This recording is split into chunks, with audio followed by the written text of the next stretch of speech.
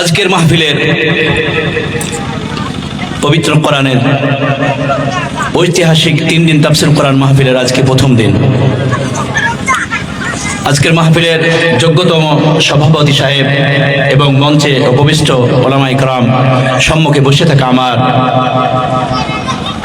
শ্রদ্ধেয় শ্রোতা মণ্ডলী, সকলকে সালাম এবং শুভেচ্ছা জানিয়ে আমার আজকে আলোচনা পবিত্র কোরআনের ৬৬ নম্বর সূরা, সূরাতুত তাহরীম। এই সূরাটি থেকে আজকে আমরা আলোচনা শুনব। আমরা যেটুকু শুনব আল্লাহ যেন আমাদের আমল করার তৌফিক দান করেন। সকলে বলেন আল্লাহুম্মা আমিন। কারণ দুনিয়াতে আমরা ভালো কথা সব শুনে ফেলেছি, সব বলা হয়ে গেছে, বাকি শুধু আমল করা, নাকি বলেন? সব বলা হয়ে গেছে, বাকি শুধু আছে আমল। অর্থাৎ আমরা যদি আমলের নিয়াতে যদি শুনি, যে কথাগুলো শুনবো আমরা আমল করব, ইনশাআল্লাহ ফায়দা হবে, ইনশাআল্লাহ ফায়দা হবে। এজন্য প্রথমে নিয়াতটা সহি করি, যে কথাগুলো শুনবো কোরআন থেকে আমরা আমল করব। সকলে বলে ইনশাআল্লাহ, এর জোরে বলে ইনশাআল্লাহ। আল্লাহ সকলকে কবুল করুন, সকলে বলেন আমিন। পবিত্র কোরআনের ৬৬ নম্বর সূরা, সূরাতুত তাহরীম। এই সূরাটি মূলত মদিনায় অবতীর্ণ হয়েছেন। মনোযোগ দেন, আমার দিকে তাকান। এই সূরার ভিতরে আল্লাহ রাব্বুল আলামিন 2টা রুকু দিয়েছেন। সূরার ভিতরে 12টি আয়াত রয়েছে। সূরাটি হলো মাদানী সূরা। এই সূরার ভিতরে আল্লাহ রাব্বুল আলামিন কয়েকটি বিষয়ে আলোচনা করেছেন। বিষয়টা আমরা আগে জেনে নিই। একটা বিষয় না, কয়েকটা বিষয়ে আল্লাহ রাব্বুল আলামিন আলোচনা করেছেন। এক একটি বিষয় লম্বা লম্বা বিষয়, খুবই গুরুত্বপূর্ণ একটি সূরা। প্রথমে 5 নম্বর আয়াত 1 থেকে 5 আল্লাহ রাব্বুল আলামিন আয়াতের ভিতরে নবী সাল্লাল্লাহু আলাইহি সাল্লাম এবং তিনার পরিবার নিয়ে কথা বলেছেন। নবী সাল্লাল্লাহু আলাইহি সাল্লামের পরিবার নিয়ে কথা বলা হয়েছে, কারণ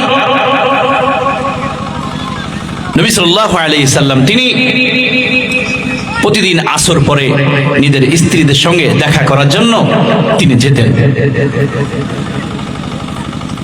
রুটিন মাফিক তিনি সেদিনও গিয়েছিলেন এক স্ত্রী ঘরে। তো তিনি ভালোবেসে নবী সাল্লাল্লাহু আলাইহি সাল্লামকে মধু পান করিয়েছিলেন। নবী সাল্লাল্লাহু আলাইহি সাল্লাম মধু পান করতে ভালোবাসতেন। মধুতে অনেক উপকার, আপনারাও পান করবেন। তো নবী সাল্লাল্লাহু আলাইহি সাল্লাম মধু পান করেছেন। এই দৃশ্যটা হযরত আম্মাজান আয়েশা এবং হাফসা রাদিয়াল্লাহু তাআলা আনহা তিনারা দুইজন দেখেছেন। দেখার পর এবার সতীন হলে একটু হিংসা হয়, তো হয় না? হয়। তো তিনারা যুক্তি পরামর্শ করলেন। একজন হযরত আবু বকর রাদিয়াল্লাহু তাআলা আনহুর মেয়ে, আর একজন হযরত ওমর রাদিয়াল্লাহু তাআলা আনহুর মেয়ে। তিনারা যুক্তি পরামর্শ করলেন যে নবী সাল্লাল্লাহু আলাইহি সাল্লাম দীর্ঘ সময় তিনি ওই স্ত্রী ঘরে সময় দিয়েছেন, তাকে মধু পান করতে দিয়েছেন। তার মানে নবী সাল্লাল্লাহু আলাইহি সাল্লাম তাকে একটু হয়তো বেশি ভালোবাসেন। হিংসায় তিনারা যুক্তি পরামর্শ করলেন, নবী সাল্লাল্লাহু আলাইহি সাল্লাম যখন আমাদের সম্মুখে আসবেন আমরা তখন বলবো, ইয়া রাসূলুল্লাহ, আপনার মুখ থেকে দুর্গন্ধ বের হচ্ছে, মাগাফিরের গন্ধ বের হচ্ছে। অথচ নবী সাল্লাল্লাহু আলাইহি সাল্লাম এই দুর্গন্ধযুক্ত এই খাবার, এই মাগাফির তিনি খান নাই। মেয়েদের কৌশল। নবী সাল্লাল্লাহু আলাইহি সাল্লাম যখন আম্মাজান আয়েশা এবং হাফসা রাদিয়াল্লাহু তাআলা আনহার ঘরে আসলেন, তারা বলে, ইয়া রাসূলুল্লাহ, আপনার মুখে তো দুর্গন্ধ বের হচ্ছে, মাগাফিরের গন্ধ বের হচ্ছে। নবী সাল্লাল্লাহু আলাইহি সাল্লাম বললেন, কি বলছো এটা? আমি তো মাগাফির খাই নাই, আমি তো ওই স্ত্রী ঘরে যাওয়ার পর আমি তো মধু পান করেছিলাম। বলছে, ইয়া রাসূলুল্লাহ, আপনি মধু পান করেছিলেন, কিন্তু ওই মধুর মাছিটা ওই মাগাফির নামক ওই ফলে বসেছিল।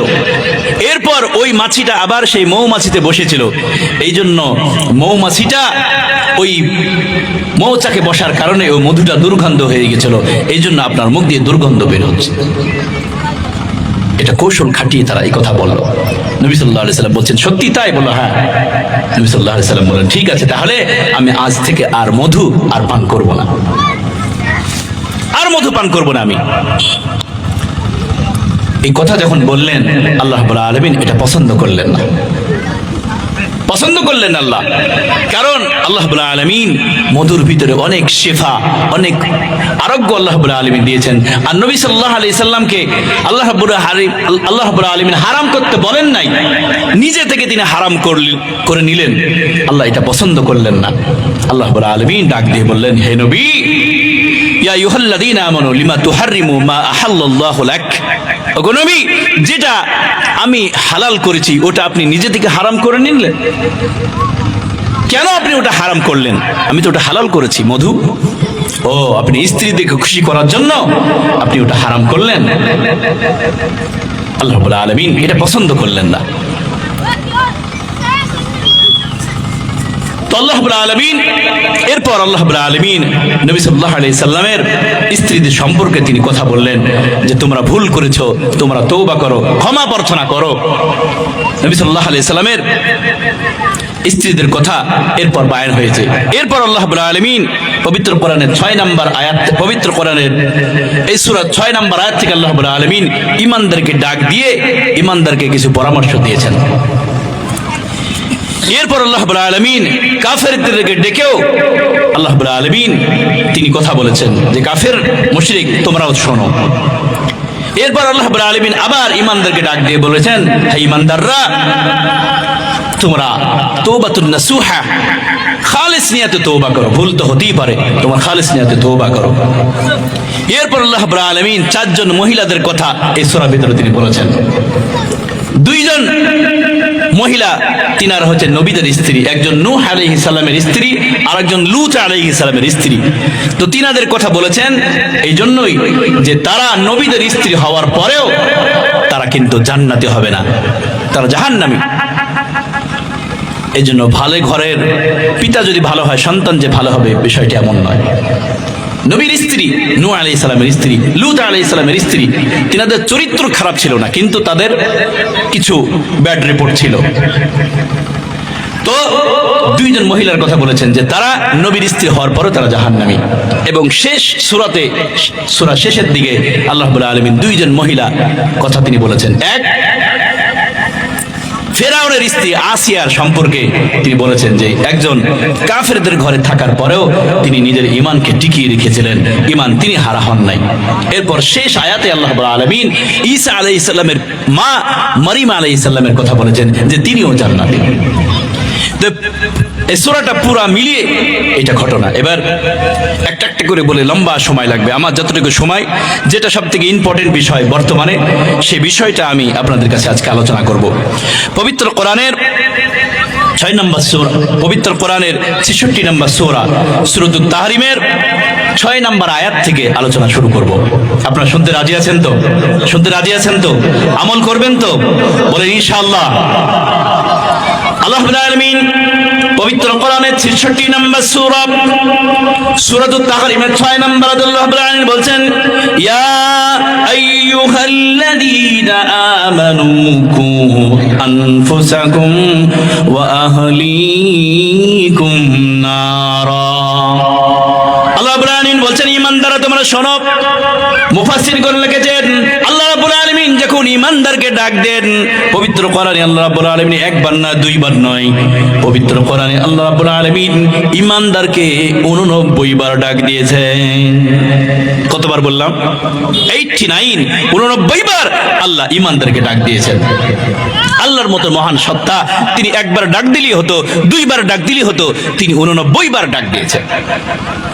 কারণ তিনি ঈমানদারকে বড় ভালোবাসেন। ঈমানদাররা তারা যেন জাহান্নামী না হয়ে যায়, তারা যেন জান্নাতের পথ ধরতে পারে, এই জন্য আল্লাহ রাব্বুল আলামিন বারবার তিনি উপদেশ দিয়েছেন। আল্লাহ রাব্বুল আলামিন ঈমানদারকে ডাক দিয়ে বলেন, ঈমানদাররা তোমরা শোনো। মুফাসসিরগণ লিখেছেন আল্লাহ রাব্বুল আলামিন যখনই তিনি ঈমানদারকে ডাকেন, তখন তিনার কুদরতি ডান হাতটা এইভাবে উঁচু করেন, ডাক দিয়ে বলেন, ইয়া আইয়ুহাল্লাযীনা আমানু, ও ঈমানদার ব্যক্তিরা তোমরা শোনো। যারা দুনিয়াতে ঈমানদার তারা যেন ডাক দিয়ে বলেন, আয় আল্লাহ আপনি বলুন কি বলবেন।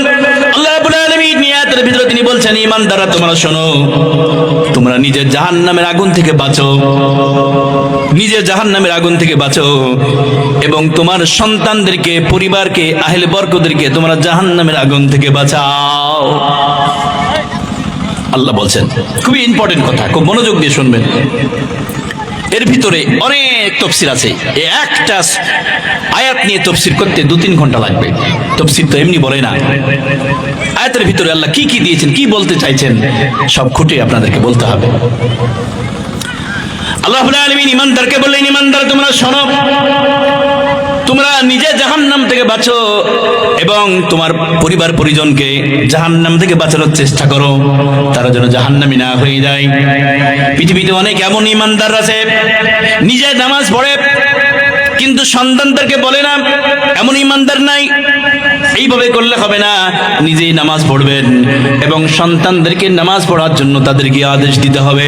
নিজের স্ত্রীদেরকেও জাহান্নাম থেকে বাঁচানোর চেষ্টা করতে হবে, তাকেও নামাজি বানানোর কর্তব্য, দায়িত্ব আপনার।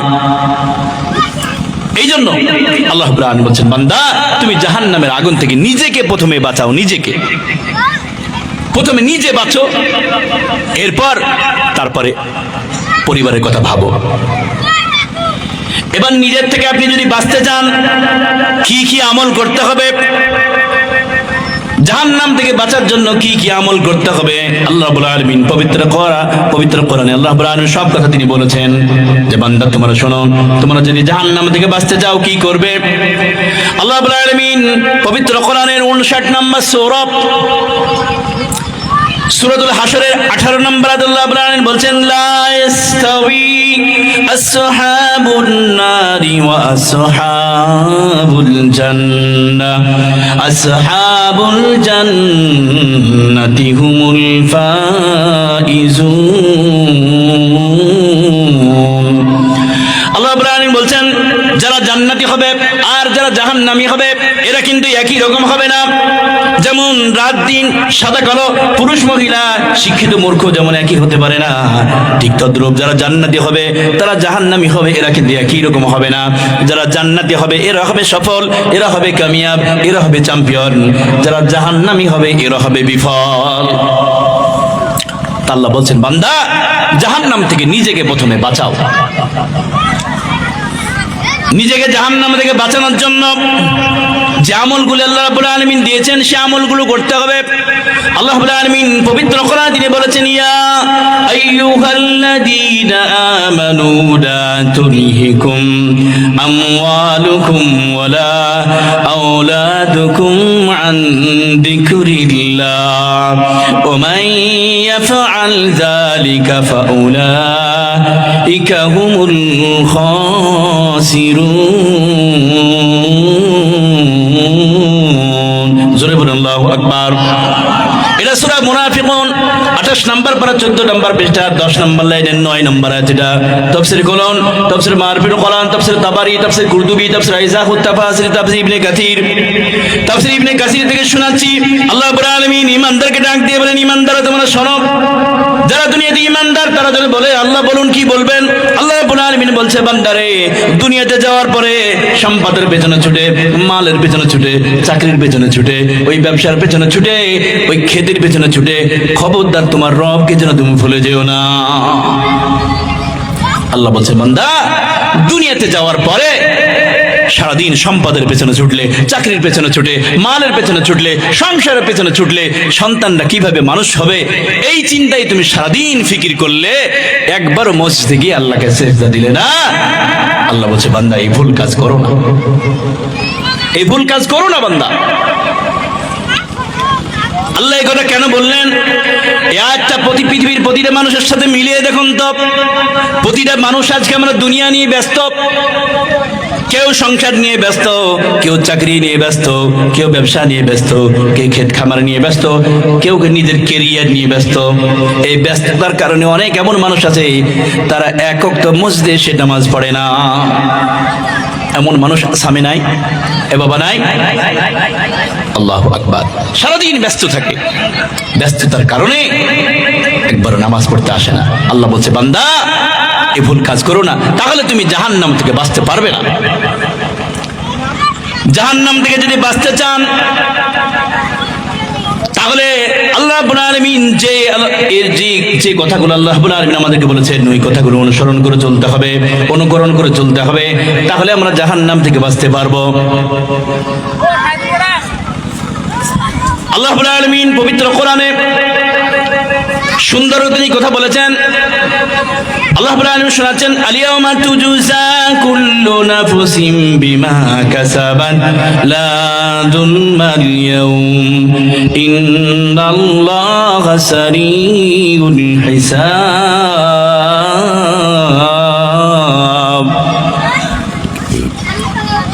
এটা সূরা মুমিনুন 24 নম্বর পারা 8 নম্বর পৃষ্ঠা প্রথম নম্বর লাইন 17 নম্বর আয়াত। যেটা তাফসীর ইবনে কাসির থেকে শোনাচ্ছি।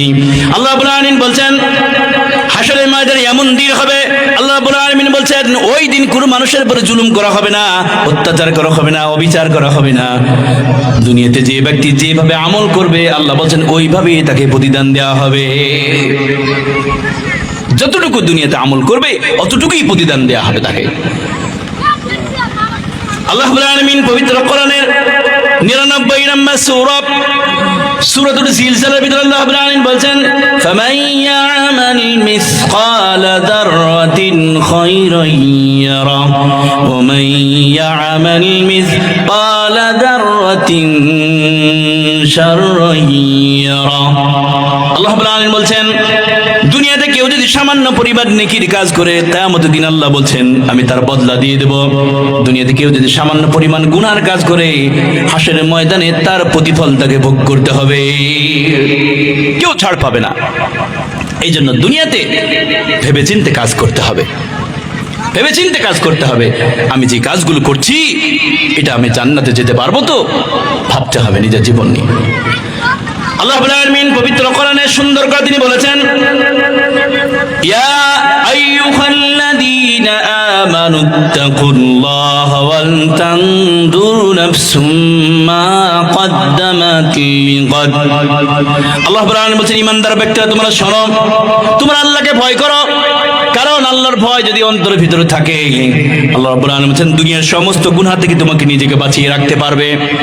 এমন একটি সফটওয়্যার আল্লাহর ভয় যদি অন্তরের ভিতরে থাকে আল্লাহ বলছেন যার ভিতরে আল্লাহর ভয় থাকবে ওই ব্যক্তি গুনাহের কাজে লিপ্ত হবে না। সে মনে মনে ভাববে আহা আমি যে গুনাহ করছি আমার রব তো আমাকে দেখছে। আল্লাহ রাব্বুল আলামিন বলছেন আল্লাহকে ভয় করো। আর আল্লাহ রাব্বুল আলামিন বলছেন ওয়াল তানজুরু নাফসুম মা কদ্দামাত লিগাদ। আল্লাহ রাব্বুল আলামিন বলছেন বান্দা পরকালের জন্য, কবরের জন্য, হাশরের জন্য কি আমল পাঠাচ্ছ একটু চিন্তা ফিকির করো। রাত্রেবেলা আপনি শুয়ে শুয়ে একটু ভাববেন ঠান্ডা মাথায় যে আজকে আমি সারা দিনে ফজর পড়েছি তো, জোহর পড়েছি তো, আসরের নামাজ পড়লাম তো, মাগরিব পড়েছি তো, ইশা পড়লাম তো, কতটুকু নেক আমল করলাম, কতটুকু বদ আমল করলাম, কতটুকু পিতা মাতার সাথে ভালো ব্যবহার করলাম, কতটুকু পরিবারের সঙ্গে ভালো ব্যবহার করলাম, প্রতিবেশীর সাথে কতটুকু ভালো ব্যবহার করলাম, কতটুকু আল্লাহ রাস্তায় দান সদকা করলাম। আপনি একটু ঠান্ডা মাথায় আপনি চিন্তা ফিকির করবেন। আল্লাহ বলছেন বান্দা তোমার জীবন নিয়ে তুমি গবেষণা করো, রাত্রিবেলা শুয়ে শুয়ে ভাবো যে আজকে সারাদিনে আমি দুনিয়ার 1000 টাকা ইনকাম করলাম, পরকালের জন্য আমি কতটুকু সঞ্চয় করলাম, পরকালের জন্য আমি কতটুকু নেকি কামালাম। আমি এক্ষুনি যদি মারা যাই তাহলে আমি কবর থেকে বাঁচতে পারবো তো, হাসর থেকে বাঁচতে পারবো তো, ওই জাহান্নাম থেকে বাঁচতে পারবো তো। আল্লাহ বলছে বান্দা তোমার জীবন নিয়ে তুমি গবেষণা করো। আল্লাহর কসম করে বলছি যে ব্যক্তি জীবন নিয়ে গবেষণা করে না, চিন্তা ফিকির করে না, ওই ব্যক্তি কিয়ামতের দিন জান্নাতি হতে পারবে না, ফেঁসে যাবে সেদিন। কারণ আপনার জীবন আপনি যদি না ভাবেন কে ভাববে? কে আপনার জন্য ভাবনা চিন্তা করবে? নিজের জীবন নিয়ে নিজেই ভাবতে হবে, হ্যাঁ আমি যদি এখন মারা যাই তাহলে আমি জান্নাতি হতে পারবো তো, আমি জাহান্নাম থেকে বাঁচতে পারবো তো। এই টেন্ডেন্সি, এই চিন্তা ফিকির আপনার ভিতরে নিয়ে আসতে হবে। আল্লাহ বলছেন ওয়াল তানজুরু নাফসুম মা কদ্দামাত লিগাদ। বান্দা ভাবো পরকালের জন্য কতটুকু সঞ্চয় করছো। আল্লাহ বলছেন ইয়ালামুনা যাহিরাম মিনাল হায়াতিদ দুনিয়া ওয়া হুম আনিল আখিরাতি হুম গাফিলুন। আল্লাহ বলছে দুনিয়ার ভালো এটা তো ভালোই বুঝতে পারো, কোনটা লাভ কোনটা ক্ষতি, কোনটা ভালো কোনটা মন্দ সবই তুমি বুঝতে পারো। আল্লাহ বলছে বান্দা আখিরাত থেকে এত গাফিল কেন? আখিরাত থেকে এত গাফিল কেন? দুনিয়ার কোটি কোটি টাকা দিয়ে বাড়িটা সুন্দর করে বানান, বাড়িটা সুন্দর করে সাজান, এসি দিয়ে, মার্বেল দিয়ে, টাইলস দিয়ে, খাট দিয়ে, সোফা দিয়ে সুন্দর করে বাড়িটা সুন্দর করে সাজান। আল্লাহ বলছে, বান্দা এই ঘরেতে তুমি 60 থেকে 70 বছর থাকবে। এই ঘরের জন্য সারা জীবনের উপার্জন তুমি লাগিয়ে দিলে, সুন্দর করে ঘরটা সাজালে, অথচ এই ঘরটা তুমি না সাজালে তোমার গুনাহ হতো না। তুমি না পারলে তোমার সন্তান সাজাতো, তোমার সন্তান না পারলে তারা নাতিরা সাজাতো। কিন্তু তুমি 60 থেকে 70 বছর দুনিয়াতে বাঁচবে, এই জন্য সারা জীবনের উপার্জন দিয়ে ঘরটা তুমি সাজালে। আল্লাহ বলছে, বান্দা এই ঘরেতে তুমি চিরদিন থাকতে পারবে না, 60 থেকে 70 বছর থাকবে। আল্লাহ বলছে, বান্দা তোমার যে আরেকটি ঘর আছে, ওই কবর নামক ঘর, মাটির নিচে ঘর, যে ঘরে তোমাকে শত শত বছর থাকতে হবে, আল্লাহ বলছে, বান্দা ওই ঘরটা সাজাবে না। আল্লাহ বলছেন, বান্দা ওই ঘরটা সাজাবে না, ওটা তোমারই তো ঘর, ওই ঘরে তো তোমাকে শত শত বছর থাকতে হবে। দুনিয়ার ঘরটা তো সুন্দর করে সাজালে, ওই ঘরটা সাজাবে না। আল্লাহ বলছে, বান্দা কবর যদি ভালো করে না সাজাও, কি করে জাহান্নাম থেকে বাঁচবে? এই জন্য কবর সাজাতে হবে। দুনিয়ার ঘর দিয়ে, এসি, মার্বেল, টাচ দিয়ে যদি ঘর সাজে, তাহলে কবরটাও আল্লাহর বান্দিগি দিয়ে, নামাজ দিয়ে, রোজা দিয়ে, হজ দিয়ে, যাকাত দিয়ে, ভালো কাজ করে, দান সাদকা করে, জিকির আজকার করে, কোরআন তেলাওয়াত করে ওই কবরটা সাজাতে হবে। কবর যদি না সাজিয়ে যায়, তাহলে আমরা কবরে কিন্তু সেদিন পস্তাবো। কারণ কবর প্রতিদিন ডাক দেয়, আনা বাইতুত তুরাব, আনা বাইতুল গরাব, আনা বাইতুল ওয়াহদা। আমি একাকীর ঘর, আমি পোকামাকড়ের ঘর, আমি অন্ধকারের ঘর। মানুষ তোমাকে গরম লাগলে তুমি ফ্যান চালিয়ে দাও, তোমাকে অন্ধকার হলে লাইট চালিয়ে দাও, একা ভালো না লাগলে বন্ধুর কাছে আড্ডা দাও। কিন্তু কবর, এখানে তো বন্ধুর ব্যবস্থা নাই, আত্মীয়র ব্যবস্থা নাই, বিছানার ব্যবস্থা নাই, লাইটের ব্যবস্থা নাই, এসির ব্যবস্থা নাই, ফ্যানের ব্যবস্থা নাই। বান্দা ওই ঘরে তুমি কি করে থাকবে? একটু ভাবেন, একটু ভাবেন। ওয়াজ তো অনেক শোনেন, একটু টেন্ডেন্সি, একটু চিন্তা ফিকির করেন, একটু দিলের ভিতর দিয়ে শোনেন, দিল দিয়ে শোনেন। এখনই যদি মারা যায়, ওই অন্ধকারের কবরে বাস, তাহলে কি করে থাকবেন বলেন তো? অনেকের তো দাদা নাই, তারা কবরে শুয়ে আছে। অনেকের পিতা নাই, তারা কবরে শুয়ে আছে কি করে? অনেকের মা নাই, কবরে শুয়েছে, তারা কি করে? তাদের কি হচ্ছে আপনি ভেবেছেন কোনো সময়? যে তারা গিয়েছে, আমাকে তো যেতে হবে, আমি কতটুকু নেকি সঞ্চয় করলাম, আমি জাহান্নাম থেকে বাঁচতে পারবো তো? আপনি ভাববেন না? আর মানুষটা এত দুর্বল, একটা মশার কামড় মানুষ সহ্য করতে পারে না। মশার কামড় থেকে বাঁচার জন্য একবার অল আউট চালায়, একবার কয়েন চালায়, একবার মশারি লাগিয়ে দেয়, যেন একটা মশাতে যেন তাকে ডিস্টার্ব করতে না পারে। এত দুর্বল মানুষ, একটা মশার কামড় মানুষ সহ্য করতে পারে না। আল্লাহ বলছে, বান্দা কবর তো পোকামাকড়ের ঘর, এখানে তো সাপ বিচ্ছুর ঘর, তুমি কবরে কি করে থাকবে? তুমি কি করে থাকবে কবরে? তুমি তো একটা মশার কামড়ই সহ্য করতে পারো না। কবর নিয়ে ভাবতে হবে, জীবনটা চেঞ্জ করতে হবে, পরিবর্তন করতে হবে। এর নাম জীবন নয় যে জীবনে সারাদিন সকালে উঠলেন, ইনকাম করলেন, মাছ গোছ খেলেন, আবার দুনিয়াতে সন্তান হলো, সংসার হলো। জীবনের নাম নয়। পরকালে যদি আপনি জাহান্নাম থেকে বাঁচতে পারেন, ওটা হলো আসল জীবন, ওটা হলো সফলতার জীবন। সফলতা জীবন করতে হবে বাবা, সফলতার জীবন। আমি যেন জাহান্নাম থেকে বেঁচে যাই, এই ফিকির সবসময় মাথার ভিতরে রাখতে হবে। আল্লাহ এই জন্যই বলছেন, বান্দা ইয়া আইয়ুহাল্লাযীনা আমানু কু আনফুসাকুম, নিজেকে জাহান্নাম থেকে বাঁচাও, জাহান্নাম থেকে নিজেকে বাঁচাও। সাহাবীরা টেন্ডেন্সি, সাহাবীরা এইভাবে সবসময় চিন্তা করতেন। হযরত উসমান, হযরত আবু বকর রাদিয়াল্লাহু তাআলা আনহু মাঝে মাঝে বাড়ি থেকে বের হয়ে চলে যেতেন, আর গাছের দিকে তাকিয়ে বলতেন, ইয়া লাইতানি কুনতু ওয়ারাকা মিনাশ শাজার, ওগো গাছ, আমি যদি তোমার মতো হতে পারতাম, তাহলে পৃথিবীর পশু পাখিতে খেয়ে নিত, আমাকে হিসাব দেওয়া লাগতো না। এত বড় টেন্ডেন্সি হযরত আবু বকর রাদিয়াল্লাহু তাআলা আনহুর। তিনি দুনিয়াতে জান্নাতের অধিকারী হয়েছেন, জান্নাতের সার্টিফিকেট পেয়েছেন, জান্নাতের সুসংবাদ পেয়েছেন। শুধু একটা জান্নাত নয়, হযরত আবু বকরকে 8টা জান্নাত ওয়েলকাম করবেন, যে আবু বকর আপনি আমার দরজা দিয়ে আসেন, আবু বকর আপনি আমার দরজা দিয়ে আসেন। এত বড় সাহাবী হওয়ার পরেও তিনি চিন্তা করতেন, আমার কবরে কি হবে, আমার হাসরে কি হবে, আমি জান্নাত যেতে পারবো তো, কিয়ামতের দিনে আল্লাহর আদালতে দাঁড়িয়ে আমি হিসাব দিতে পারবো তো? হযরত আবু বকরের টেন্ডেন্সি দেখেন, আর আমাদের টেন্ডেন্সি, আমাদের চিন্তা ফিকির দেখেন। আমাদের কোনো চিন্তা নাই, গুনাহ করছি তো করছি, গুনাহ করছি তো করছি, নামাজ ছাড়ছি তো ছাড়ছি। বাবা কবে পরিবর্তন হব? কবে পরিবর্তন হব? আমরা কবে 5 ওয়াক্ত নামাজ পড়বো? আল্লাহ বলছেন আলাম ইয়াইনিল লাযীনা আমানু আন তাখশা কুলুবুহুম লিযিকরিল্লাহ। আল্লাহ বলছে বান্দা আমার ভয়ে অন্তরটা কম্পিত হওয়ার সময় এখনো হয় নাই, আজও আসে নাই বান্দা, তাহলে তুমি গুনাহ ছাড়বে না? তাহলে তুমি নামাজ পড়বে না? আল্লাহ বলছেন বান্দা আমার ভয়ে দিলটা কম্পিত হওয়ার সময় এখনো হয় নাই। বান্দা জাহান্নামের কথা শুনে, কবরের কথা শুনে তোমার দিলটা কম্পিত হয় না? বান্দা কবে ফিরবে তুমি? কবে ফিরবে? কবে ফিরে আসবে তুমি? কবে গুনাহ ছাড়বে? কবে তোমার ফিকির আসবে যে আমাকে জাহান্নাম থেকে বাঁচতে হবে?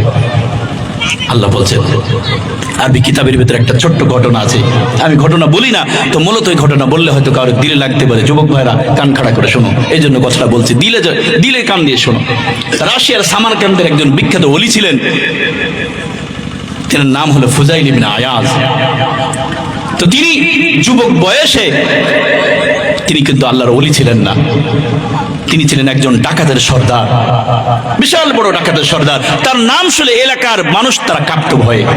ছোট্ট বাচ্চারা যদি দুষ্টুমো করতো তার মারা বলতো এই ফুজাইলকে ডাকবো, বাচ্চারা ভয়ে থরথর করে কাঁপতো, তারা দুষ্টুমি ছেড়ে দিত, তারা ঘুমিয়ে যেত। এলাকার মানুষ এত ভয় করতো তাকে। তো ফুজাইল ইবনে আয়াজ তিনি রাত্রি গভীরে এক বাড়ির ভিতরে তিনি ডাকাতি করতে যাবেন, বাড়ির দরজার সম্মুখে দাঁড়িয়েছেন, বাড়ির দরজা ভেঙে ভিতরে ঢুকবেন।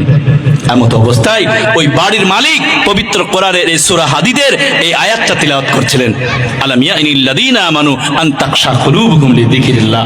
ওগো আল্লাহর বান্দা, আল্লাহর ভয়ে দিলটা কম্পিত হওয়ার সময় আজও আসে নাই? এই কথা যখন শুনেছেন তার দিলটা মোচড় দিয়ে উঠেছে, তার দিলটা কম্পিত হয়েছে।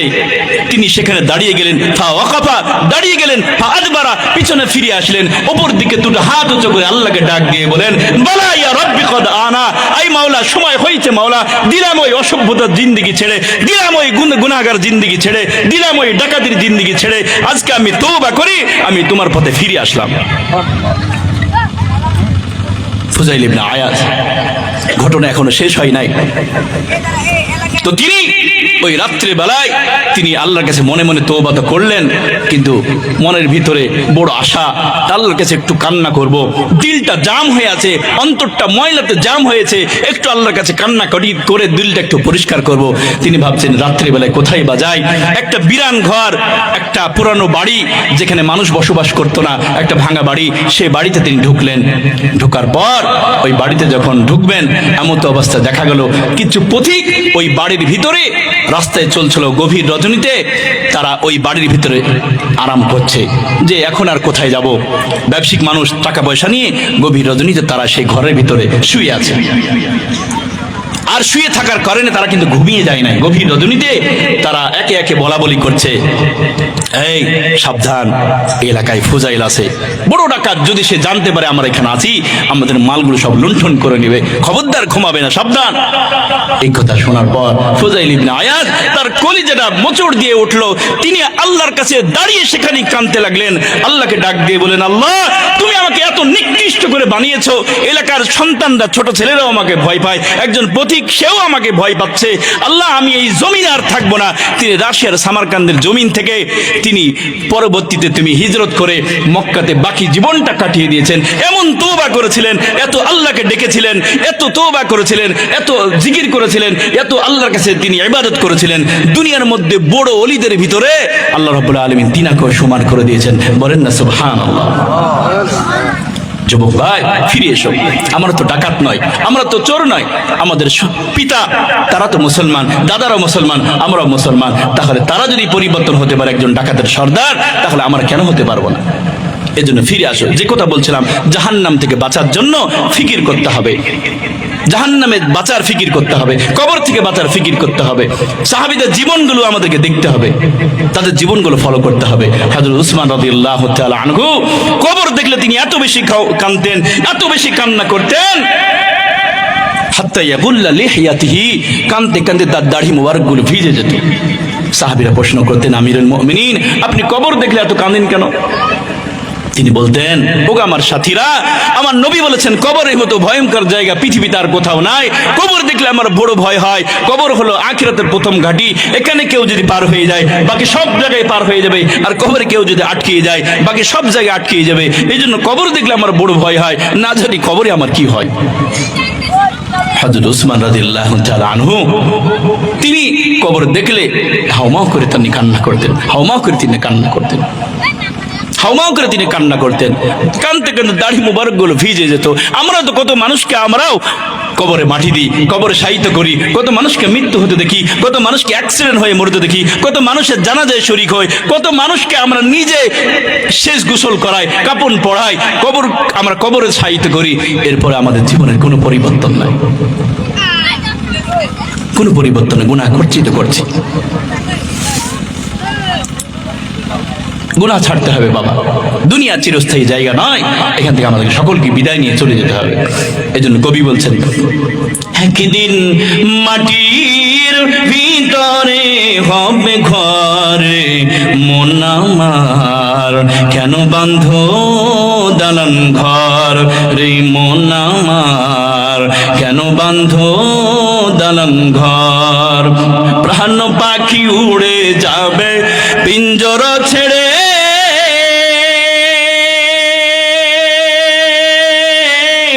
ধরা দেবে সবই রবে, শুধু তুমি যাবে চলে।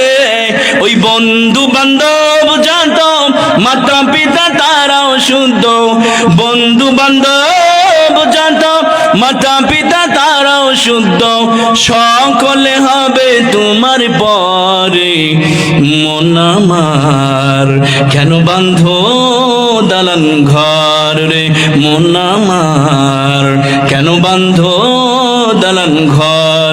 একদিন ওই মাটির ভিতরে হবে ঘর মন আমার, কেন বাঁধো দালান ঘর রে মন আমার, কেন বাঁধো দালান ঘর।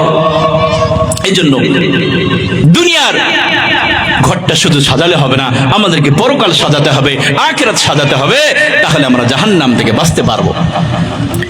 এই জন্য আল্লাহ রাব্বুল আলামিন বললেন, ইয়া আইয়ুহাল্লাযীনা আমানু কু আনফুসাকুম ওয়া আহলিকুম নারা।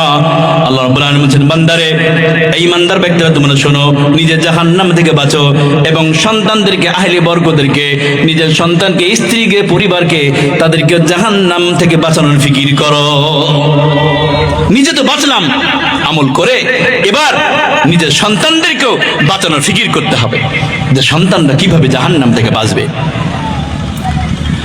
আল্লাহ রাব্বুল আলামিন পবিত্র কোরআনে বলেছেন, পবিত্র কোরআনের 41 নম্বর সূরা সূরাতুল হামিম সিজদার 33 নম্বর আয়াতে আল্লাহ রাব্বুল আলামিন সুন্দর করে তিনি বলেছেন, আল্লাহ রাব্বুল আলামিন বলেছেন, ওয়ামান আহসানু কাওলাম মিম্মান দাআ ইলাল্লাহ ওয়া আমিলা সালিহান ওয়া ক্বালা ইন্নানী মিনাল মুসলিমিন। এটা জোরে বলেন না আল্লাহু আকবার। আল্লাহ রাব্বুল আলামিন বলছেন, বান্দারে শোনো, তার থেকে ভালো কথা কার হতে পারে যে মানুষকে আল্লাহর দিকে ডাকে, যারা আল্লাহ থেকে দূরে, নবী থেকে দূরে, কোরআন থেকে দূরে, যারা আল্লাহ ভোলা মানুষ, ঈমান ভোলা মানুষ, তারা জান্নাত চিনে না, জাহান্নাম চিনে না। আল্লাহ রাব্বুল আলামিন বলেন, মিম্মান দাআ ইলাল্লাহ, যে ব্যক্তিরা মানুষকে আল্লাহর দিকে ডাকে, এসো নামাজের দিকে এসো, এসো মসজিদের দিকে এসো, এসো কোরআনের দিকে এসো, এসো ঈমানের দিকে এসো। আল্লাহ রাব্বুল আলামিন বলেন, যারা দুনিয়াতে এই কাজটা করে, আল্লাহ বলছেন ওমান আহসানু, ইসম তাফসীরে শেখা দিয়েছেন। আল্লাহ রাব্বুল আলামিন বলেন, তার থেকে ভালো কথা বলনেওয়ালা পৃথিবীতে আর একটাও নাই, একটাও নাই। তাহলে নিজে বাঁচতে হবে এবং নিজের সন্তানদেরকে জাহান্নাম থেকে বাঁচানোর ফিকির করতে হবে, এলাকাবাসীকেও জাহান্নাম থেকে বাঁচানোর ফিকির করতে হবে। এই জন্য আল্লাহ বলছেন, যে ব্যক্তির আল্লাহর দিকে মানুষকে ডাকে, আল্লাহ বলছেন ওই ব্যক্তি সব থেকে ভালো কথা বলনেওয়ালা দুনিয়ার ভেতর।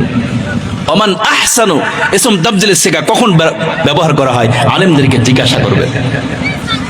তার থেকে ভালো কথা কারো হতে পারে না যে ব্যক্তি মানুষকে আল্লাহর দিকে ডাকে। এই জন্য সন্তানকে আপনি নিজে নামাজ পড়বেন, সন্তানরা তারা যদি নামাজ পড়ে এই ফিকির আপনাকে করতে হবে। অনেকে পিতা দেখি নিজের সন্তান 15 বছর বয়স, 20 বছর বয়স, সন্তানরা বাড়িতে শুয়ে থাকে, একবারও নামাজের জন্য বলে না। এমন পৃথিবীতে বাবা নাই? আছে। জিজ্ঞাসা করা হয়, ভাই আপনার সন্তানটাকে ডাকছেন না, সে তো শুয়েছে ফজরের সময়, তাকে নামাজের জন্য নিয়ে চলেন না।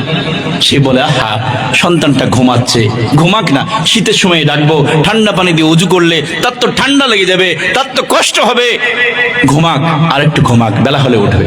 এ কথা বলে কি বলে না? বলে। আহা, সে বলে ঠান্ডা লেগে যাবে, সেজন্য সন্তানটাকে ডাকে না নামাজের জন্য। বলুন তো, ওই বাড়িতে যদি আগুন লেগে যায় তাহলে কি ওই পিতা বলবে যে না আমার সন্তানটা ঘুমাচ্ছে, থাক, আগুন লেগেছে তো লাগলো তো কি হলো, আমি তাকে ডাকবো না? বলুন তো এই কথা বলবে বাবা? বলবে? বলবে না। তাকে কি করবে? তাড়াতাড়ি করে তাকে আগুন থেকে বাঁচানোর জন্য সন্তানকে ডাকবে। তাহলে আপনার সন্তানটা যে ফজরের নামাজ পড়লো না, শুয়ে আছে, সে যে জাহান্নামের আগুনে লাফ দিচ্ছে, আপনি তাকে বাঁচাবেন না? আপনি তাকে বাঁচাবেন না? আল্লাহ তো বলেছেন, বান্দা তোমার আহলে বরকতকে জাহান্নামের আগুন থেকে বাঁচাও। তুমি ফজরের নামাজ পড়ে আসলে সন্তানটা শুয়ে আছে, মেয়ে শুয়ে আছে, স্ত্রী শুয়ে আছে, তাদেরকে তুমি জাহান্নামের আগুন থেকে বাঁচালে না? তাদেরকে ফজর পড়ার জন্য বাধ্য করলে না? তাদেরকেও বলতে হবে, তাদেরকেও বলতে হবে। এজন্য নিজের জাহান্নাম থেকে বাঁচতে হবে, সন্তান দ্বারা যদি নামাজি হয় এই ফিকির আপনাকে করতে হবে। আল্লাহ রাব্বুল আলামিন বলেছেন, ওয়া আমিলা সালিহান, এবং সে নিজেও ভালো আমল করে, মানুষকে আল্লাহর দিকে ডাকে এবং নিজে ভালো আমল করে। অনেক এমন মানুষ আছে, অনেক এমন পিতা আছে, সে বলে যে আমি বিড়ি খাই, আমি বিড়ি পান করি, সিগারেট খাই, কিন্তু আমার ছেলেকে নিষেধ করে, এই খবরদার বিড়ি খাবি না, এটা খারাপ জিনিস। বলে কি বলে না? অনেক পিতাই কথা বলে। বলুন তো ওই সন্তান তার কথা মানবে? মানবে না। আরে তুমি তো বিড়ি খাও, তোমার সন্তান তোমাকে দেখে তো শিখছে, সে তো শিখছে। তুমি বসে বসে তাস খেলছো, তুমি যে দিনের পর দিন নামাজ পড়ো না, তোমার সন্তান তো তোমার দেখছে, সে মনে করে আহা আমাকে আব্বার মতো হতে হবে, একবারের মসজিদে যাওয়া যাবে না, সব সময় বিড়ি খেতে হবে। আপনার কাছ থেকে তো সে শিখবে, কি করে আপনার সন্তানটা মানুষ হবে? সে বলে, হুজুর আমি নামাজ পড়ি না, কিন্তু ছেলেটাকে বলি নামাজ পড়তে, আমি বিড়ি খাই, কিন্তু ছেলেটাকে বলি খবরদার বিড়ি খাবি না। বলুন হবে? হবে না। আল্লাহ সূরা সাফের ভিতরে বলেছেন, ইয়া আইয়ুহাল্লাযীনা আমানু লিমা তাকুলুনা মা লা তাফআলুন। আল্লাহ বলছে, বান্দা আগে তুমি নিজে ভালো কাজ করো, এরপর সন্তানদেরকে বলো। এজন্য জাহান্নাম থেকে বাঁচানো তাদেরকে ফিকির করতে হবে, কিভাবে তারা জাহান্নাম থেকে বাঁচবে এই টেনশন আপনাকে করতে হবে। আল্লাহ রাব্বুল আলামিন পবিত্র কোরআনের 3 নম্বর সূরা সূরাতুল আল ইমরানের 110 নম্বর আল্লাহ রাব্বুল আলামিন বলছেন, কুনতুম খায়রা উম্মাতিন উখরিজাত লিন-নাস তা'মুরুনা বিল মা'রুফি ওয়া তানহাউনা আনিল মুনকার। আল্লাহ রাব্বুল আলামিন বলছেন, পৃথিবীর মধ্যে তোমরা সর্বশ্রেষ্ঠ, তোমরা উম্মত, তোমাদেরকে বাছাই করে ছাঁটাই করে তোমাদেরকে সর্বশ্রেষ্ঠ উম্মত আমি করেছি। কারণটা কি জানো? আল্লাহ বলছেন, তা'মুরুনা বিল মা'রুফ ওয়া তানহাউনা আনিল মুনকার, যাতে করে তোমরা নবীওয়ালা কাজ করতে পারো, তোমরা মানুষকে ভালো কাজের দিকে যেন আদেশ করতে পারো, অসৎ কাজ থেকে যেন নিষেধ করতে পারো। এই জন্য তোমরা হচ্ছে বেহতরিন উম্মত। আল্লাহ বলছেন তোমরা সর্বশ্রেষ্ঠ উম্মত, কারণ এখন তো আর নবী নাই, আছে এখন নবী নাই, রাসূল নাই, এই কাজটা কি করবে? আমাদের কি করতে হবে? সকলকে দায়িত্ব নিতে হবে, তারা যেন ভালো কাজের দিকে ধাপিত হয়। আল্লাহ বলছেন, তা'মুরুনা বিল মা'রুফ, তারা যেন ভালো কাজের দিকে ধাপিত হয়, আপনাকে তাদেরকে বলতে হবে যে ভালো কাজ করো। আপনি নিজে করবেন, নিজে জাহান্নাম থেকে বাঁচবেন, তাদেরকে বাঁচাবেন না, না তা করলে হবে না। আপনি নিজে বাঁচেন এবং সন্তানদেরকে, আহলে বর্গ, পরিবারকে, এলাকাবাসীকে জাহান্নাম থেকে বাঁচানোর ফিকির আপনাকে করতে হবে। মুসলিম শরীফের হাদিস শোনাচ্ছি, মুসলিম শরীফের প্রথম খণ্ড 51 নম্বর পৃষ্ঠার ডান দিকের পৃষ্ঠায় উপর দিকে হাদিসটা রয়েছে। হযরত আবু হুরায়রা রাদিয়াল্লাহু তাআলা হাদিসখানা বর্ণনা করেছেন। তিনি বলেছেন, মান রাআ মিনকুম মুনকারান, তিনি বলেছেন পৃথিবীর মানুষ যদি অন্যায় করে, তাহলে তোমার যদি শক্তি থাকে তাহলে তুমি তাকে হাত দিয়ে বাধা দাও। তুমি যদি মনে করো এলাকায় গান বাজনা হচ্ছে, মদের আড্ডা হচ্ছে, জুয়ার আড্ডা হচ্ছে, গানের আড্ডা হচ্ছে, আপনার যদি শক্তি থাকেন, আপনার শক্তি থাকে, তাহলে আপনাকে সেখানে হাত দিয়ে বাধা দিতে হবে, সেটা বন্ধ করে দেওয়ার চেষ্টা করতে হবে।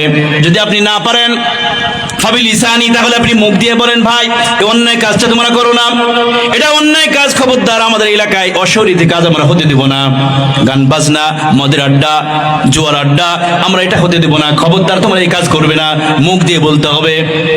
এরপর আপনি যদি অন্যায় কাজ দেখেন, আপনি দেখছেন মুখ দিয়ে যদি বলি হয়তো আমাকে মারতে পারে, আপনার কষ্ট হতে পারে, তাহলে আল্লাহ নবী সাল্লাল্লাহু আলাইহি সাল্লাম বলেছেন ফাবি কলবি, তাহলে তুমি অন্তরে এই কথাটা তুমি ঘৃণা করো, অন্তর দিয়ে ঘৃণা করো যে তোমরা করছো এটা অন্যায় কাজ। শুধু মনে মনে ঘৃণা করেই বসে থাকলে হবে না, আপনাকে ফিকির করতে হবে। প্রথমে হাত দিয়ে বাধা দিতে হবে, না পারলে মুখ দিয়ে বাধা দিতে হবে, না পারলে অন্তর দিয়ে ঘৃণা করতে হবে। এটা ওয়াযালিকা আযআফুল ঈমান, এটা সর্বনিম্ন স্তরের ঈমান। এ মন দিয়ে ঘৃণা করা, অন্তর দিয়ে ঘৃণা করা, আহা এটা অশরীয়ত কাজ, আল্লাহ এদেরকে তুমি বাঁচাও, না হলে তো এলাকায় আযাব আসবে। শুধু এই করেই বসে থাকলে হবে না, এলাকার মানুষের সাথে পরামর্শ করতে হবে, ওই আড্ডাটা ভেঙে দেওয়ার আপনাকে চিন্তা ফিকির করতে হবে। এই জন্য যে কথা আলোচনা করছিলাম, আল্লাহ রাব্বুল আলামিন আয়াতের ভিতরে তিনি প্রথমে বলেছেন, এই ইমানদার ব্যক্তিরা তোমরা নিজে জাহান্নাম থেকে বাঁচো এবং সন্তানদেরকে জাহান্নাম থেকে বাঁচানোর ফিকির করো, এলাকার মানুষকে জাহান্নামের আগুন থেকে বাঁচানোর চেষ্টা করো। আল্লাহ রাব্বুল আলামিন এটা আমাদের দায়িত্ব দিয়েছেন, কর্তব্য দিয়েছেন। যে কাজটা আল্লাহ নবী সাল্লাল্লাহু আলাইহি সাল্লাম সারা জীবন তিনি করেছেন, সারা জীবন নবী সাল্লাল্লাহু আলাইহি সাল্লাম উম্মত কিভাবে জাহান্নাম থেকে বাঁচবে এই কাজ তিনি করেছেন। নবী সাল্লাল্লাহু আলাইহি সাল্লাম যতটুকু তিনি বিছানায় শুয়েছেন তার বেশি অংশ সময় তিনি রাস্তা রাস্তা ঘুরেছেন, উম্মতের বাড়িতে বাড়িতে ঘুরেছেন, উম্মতের দ্বারে দ্বারে ঘুরেছেন। সারাদিন তিনি উম্মতের ফিকির করতেন, আহা আমার উম্মতরা কিভাবে জাহান্নাম থেকে বাঁচবে, কিভাবে তারা জান্নাতের প্রতীক হবে। সারাদিন এই টেন্ডেন্সি তিনি করতেন, সারাদিন এই চিন্তা ফিকির করতেন, আমার উম্মতরা কিভাবে জাহান্নাম থেকে বাঁচবে, এই ফিকির তিনি সারাদিন করতেন, রাতেও করতেন, দিনেও করতেন। সারাদিন তিনি চিন্তা ফিকির করতেন, কবি ইধার কবি উধার, কবি দরবদর, কবি জমিন পর, কবি আরশ পর, সব সময় তিনি উম্মতের ফিকির করতেন যে আমার উম্মতরা কিভাবে জাহান্নাম থেকে বাঁচবে। এই জন্য আল্লাহ রাব্বুল আলামিন পবিত্র কোরআনের 9 নম্বর সূরা সূরাতুত তাওবার 128 নম্বর আল্লাহ রাব্বুল আলামিন বলছেন, লাকাদ জাআকুম রাসূলুম মিন আনফুসিকুম আজিজুন আলাইহি মা আনিতুম হারিসুন আলাইকুম বিল মুমিনিনা রাউফুর রহিম। আল্লাহ রাব্বুল আলামিন বলছেন, তোমাদের ভিতর থেকে আমি এমন একজন রাসূল পাঠিয়েছি যিনি তোমাদের দুঃখিত হয়, তোমাদের কষ্ট পেলে তিনিও কষ্ট পায়। এমন একজন নবী তোমাদের কাছ থেকে আমি তোমাদের ভিতর থেকে এমন একজন নবী পাঠিয়েছি তিনি তোমাদের ফিকির সব সময় তিনি করেন। নবী সাল্লাল্লাহু আলাইহি সাল্লাম যখন তিনি দাওয়াত দিতেন উম্মতকে, উম্মত যদি দাওয়াত কবুল না করত, ঈমান না নিয়ে আসতো, নবী সাল্লাল্লাহু আলাইহি সাল্লাম মন খারাপ করে বসে থাকতেন, খাওয়া বন্ধ করে দিতেন, ঘুমও বন্ধ করে দিতেন। সব সময় তিনি চিন্তা করতেন। এই দৃশ্য দেখার পর আল্লাহ রাব্বুল আলামিন তার হাবিবকে এত বেশি মহব্বত করেন, এত বেশি ভালোবাসেন, আল্লাহ রাব্বুল আলামিন পবিত্র কোরআনে আয়াত নাজিল করলেন। আল্লাহ ডাক দিয়ে বলেন, লাআল্লাকা বাকিউন নাফসাকা আল্লা ইয়াকুনু মুমিনিন। ওগো আমার হাবিব, আপনার উম্মতরা তারা ঈমান আনছে না, তারা জাহান্নাম থেকে বাঁচছে না, এই জন্য আপনি এত টেনশন করছেন। আপনি খাওয়া বন্ধ করে দিলেন, ঘুমও বন্ধ করে দিলেন।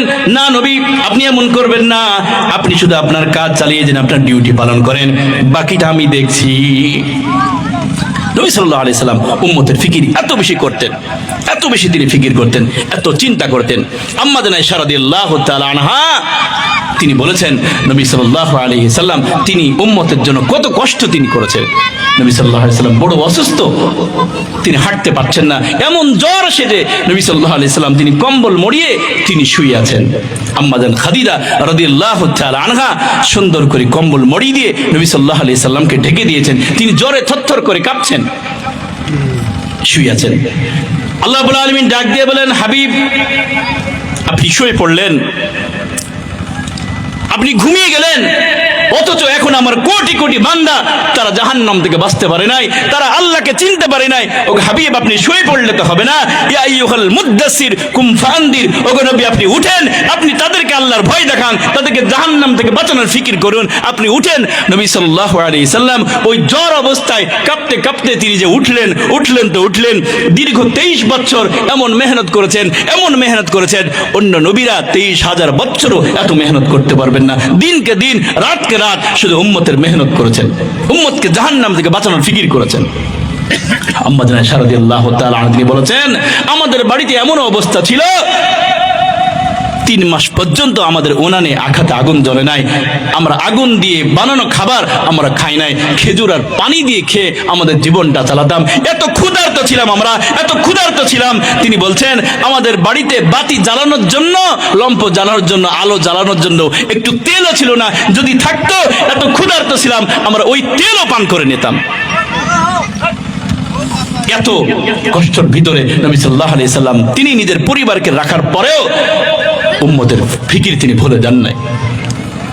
আম্মা জানা আয়েশা রাদিয়াল্লাহু তাআলা তিনি বলেছেন, নবী সাল্লাল্লাহু আলাইহি সাল্লাম ক্ষুধার তাড়নায় থাকতে না পেরে 14 দিন পর্যন্ত তিনি পেটে পাথর বেঁধে রাস্তা রাস্তায় ঘুরেছেন, উম্মতের বাড়িতে বাড়িতে ঘুরেছেন যে উম্মত ইয়া আইয়ুহান নাস কুলু লা ইলাহা ইল্লাল্লাহ তুফলিহুন, ওগো উম্মত তোমরা কলেমা পড়ে নাও, তাহলে তোমরা জাহান্নাম থেকে বাঁচবে, তোমরা মুক্তি পেয়ে যাবে, তোমরা কামিয়াব হয়ে যাবে। আম্মা জানা আয়েশা রাদিয়াল্লাহু তাআলা তিনি বলেছেন, আমি নবী সাল্লাল্লাহু আলাইহি সাল্লামকে দেখেছি এশার নামাজের পরে উম্মতের জন্য আল্লাহর কাছে দোয়া করেছেন, হাত উঠিয়ে 2 চোখের পানি ছাড়ে কান্না করেছেন, আল্লাহ তুমি আমার উম্মতকে বাঁচাও, জাহান্নাম থেকে বাঁচাও। কানতে কানতে উম্মতের জন্য কানতে কানতে ফজরের আজান হয়ে গেছে।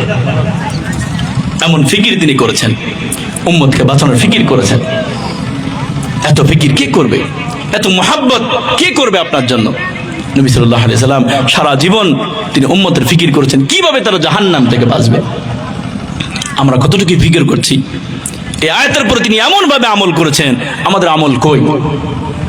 অনেকে বললে ভাই 3 দিনে জামাতে চলো, 40 দিনে চলো, মানুষ এমন কাজ দেখায় যেতে পারে না। আপনি নবীর উম্মত, আপনাকে আল্লাহ দায়িত্ব দিয়েছেন, এই দায়িত্ব পালন করবেন না? নবী সাল্লাল্লাহু আলাইহি সাল্লাম সারা জীবন তিনি উম্মতের ফিকির করেছেন কিভাবে তারা জাহান্নাম থেকে বাঁচবে, এই টেন্ডেন্সি তিনি ছিল। শুধু তাই নয়, নবী সাল্লাল্লাহু আলাইহি সাল্লাম যেদিন দুনিয়া থেকে বিদায় নিয়ে চলে যাবেন, বিছানায় শুয়ে আছেন অসুস্থ, কখনো হুশ কখনো বেহুশ, এমত অবস্থায় মালাকুল মউত দরজার সম্মুখে এসে দাঁড়িয়ে আছে। নবী সাল্লাল্লাহু আলাইহি সাল্লাম তাকে আসার অনুমতি দিচ্ছেন না, জানটা কবুজ করার অনুমতি দিচ্ছেন না। জিবরাইল আলাইহিস সালাম আসলেন, আসার পর ডাক দিয়ে বলেন, ইয়া রাসূলুল্লাহ আপনি মালাকুল মউতকে কেন বাড়িতে আসতে দিচ্ছেন না? আপনি কি আপনার রবের সঙ্গে দেখা করবেন না, রবের সঙ্গে মুলাকাত করবেন না? আপনি কি যাবেন না দুনিয়া ছেড়ে? নবী সাল্লাল্লাহু আলাইহি সাল্লাম বলছেন, জিবরাইল, চোখের পানি ছেড়ে তিনি কান্না করেছেন, বলছেন, জিবরাইল আমি যদি দুনিয়া থেকে চলে যাই তাহলে আমার উম্মতকে জাহান্নাম থেকে বাঁচানোর ফিকিরটা কে করবে? আমার উম্মতকে কে বুকে আগলিয়ে রাখবে? নবী সাল্লাল্লাহু আলাইহি সাল্লাম এই ফিকির তিনি করেছেন। মৃত্যুর সময় নিজের পরিবারের কথা বললেন না, স্ত্রীর কথা বললেন না, হাসান হোসেনের কথা বললেন না, ওই সময়ও তিনি উম্মতের ফিকির করলেন। আল্লাহকে ডাক দিয়ে বলেন, আল্লাহ আপনার কাছে আমি আসতে পারি, শর্ত আমার উম্মতের দেখভাল করতে হবে। আল্লাহ বললেন, ঠিক আছে হাবিব আপনি আসেন, আপনার উম্মতকে আমি দেখে রাখবো। বলেন না সুবহানাল্লাহ। নবী সাল্লাল্লাহু আলাইহি সাল্লাম উম্মতের ফিকির এমন ভাবে করেছেন। শুধু তাই নয়, হাশরের ময়দানে আল্লাহ রাব্বুল আলামিন বিচার শুরু করার আগে জিবরাইল আলাইহিস সালামকে ডাক দিয়ে বলেন, জিবরাইল আমার হাবিবকে রওজা মোবারক থেকে উঠিয়ে নিয়ে এসো, তাকে নিয়ে এসো। জিবরাইল আলাইহিস সালাম রওজা মোবারকে আসবেন, পর মারবেন, ডাক দিয়ে বলবেন, কুম ইয়া হাবিবার রহমান, ওগো হাবিব আপনি উঠেন। নবী সাল্লাল্লাহু আলাইহি সাল্লাম রওজা মোবারক থেকে উঠবেন, ও হুয়া ইয়াবকি ওয়া ইয়াকুল, চোখে থাকবে কান্না, মুখে থাকবে চিৎকার, ডাক দিয়ে বললেন, ইয়া জিবরাইল আইনা উম্মতি, আমার উম্মতরা কই? আমি কাউকে তো দেখতে পাচ্ছি না, তারা কি আমার অবর্তমানে, তারা কি সবকালে জাহান্নামে চলে গেল নাকি? কই আমার উম্মত? জিবরাইল আলাইহিস সালাম বলবেন, হাবিব আজকে আপনি উম্মতের কথা ভুললেন না, আজকেও ভুললেন না? কাউকে তো ডাকা হয়নি, সকলেই তো শুয়ে আছে কবরে, কাউকে ডাকা হয় নাই। প্রথমে আপনার কথা আল্লাহ বলেছেন, এই জন্য আপনাকে নিতে এসেছি। আপনি চলেন, আল্লাহ আপনার জন্য ওয়েট করছে, আপনি চলেন। নবী সাল্লাল্লাহু আলাইহি সাল্লাম যাবেন। যাওয়ার পরে মাকামে মাহমুদ আল্লাহ রাব্বুল আলামিন নবী সাল্লাল্লাহু আলাইহি সাল্লামের জন্য একটা জায়গা বরাদ্দ করে রাখবেন, আলাদা একটি সুন্দর স্টেজ, আলাদা একটা গ্যালারি, আর একটা সুন্দর একটি জায়গা নবী সাল্লাল্লাহু আলাইহি সাল্লামের জন্য এটা বরাদ্দ থাকবে। পৃথিবীতে সকল মানুষ এক জায়গায় থাকবে, শুধু নবী সাল্লাল্লাহু আলাইহি সাল্লামের জন্য আলাদা একটা স্পেশাল গ্যালারি, আলাদা একটা স্টেজ আল্লাহ রাব্বুল আলামিন করবেন। ওটার নাম হলো মাকামে মাহমুদ। আল্লাহ রাব্বুল আলামিন নবীকে ডাক দিয়ে বলেন, হাবিব, এটা আপনার জায়গা, এটা আপনার জন্য বরাদ্দ, আপনি বসেন, আপনি বসেন। নবী সাল্লাল্লাহু আলাইহি সাল্লাম দাঁড়িয়ে থাকবেন। আল্লাহ বলবেন, হাবিব বসছেন না যে, এটা তো আপনার জন্য, আপনি বসেন না। নবী সাল্লাল্লাহু আলাইহি সাল্লাম বলছেন, না, আমি যদি বসে পড়ি, হাসরের ময়দানে যখন বিচার শুরু হবে, আমার উম্মতের জন্য কে দৌড়াদৌড়ি করবে? তাদেরকে জাহান্নাম থেকে বাঁচানোর কে ফিকির করবে? নবী সাল্লাল্লাহু আলাইহি সাল্লাম তিনি একবার পুল সিরাতের কাছে দৌড়বেন, একবার হাউজে কাউসারের কাছে যাবেন, উম্মতকে ডাক দিয়ে বলেন, উম্মত একবার পানি পান করে নে, তাহলে তোকে আর পিপাসা লাগবে না। নবী সাল্লাল্লাহু আলাইহি সাল্লাম পানি পান করবেন। একবার দেখবেন মিজানের ডাল্লি পাল্লার কাছে যাবেন, যেখানে গুনাহ এবং বদি ওজন করা হবে, নেকি এবং গুনাহ ওজন করা হবে, সেখানে যাবেন। যাওয়ার পর দেখবেন কিছু উম্মতের গুনাহর পাল্লা ভারী হয়ে যাবে, নেকির পাল্লা কম হয়ে যাবে, হালকা হয়ে যাবে। ওই সময় আল্লাহর কাছে হাত তুলে আল্লাহকে ডাক দিয়ে বলবেন, আল্লাহ ওয়ালা সাউফা ইউতিকা রাব্বুকা ফাতারদা, আপনি বলেছেন আপনি আমাকে রাজি করেই ছাড়বেন, কিন্তু আমি কি করে রাজি হব? আমার উম্মতরা তো জাহান্নামে চলে যাচ্ছে, তাদের তো নেকির পাল্লা কম হয়ে গেল, আল্লাহ গুনার পাল্লা ভারী হয়ে যাচ্ছে, তারা তো জাহান্নামে হয়ে যাবে, আমি নবী হয়ে কি করে সহ্য করব? আল্লাহ রাব্বুল আলামিনের কাছে যখন হাত উঠাবেন, কান্না করবেন, সিজদায় পতিত হবেন, আল্লাহ রাব্বুল আলামিন নবীর দোয়া কবুল করবেন।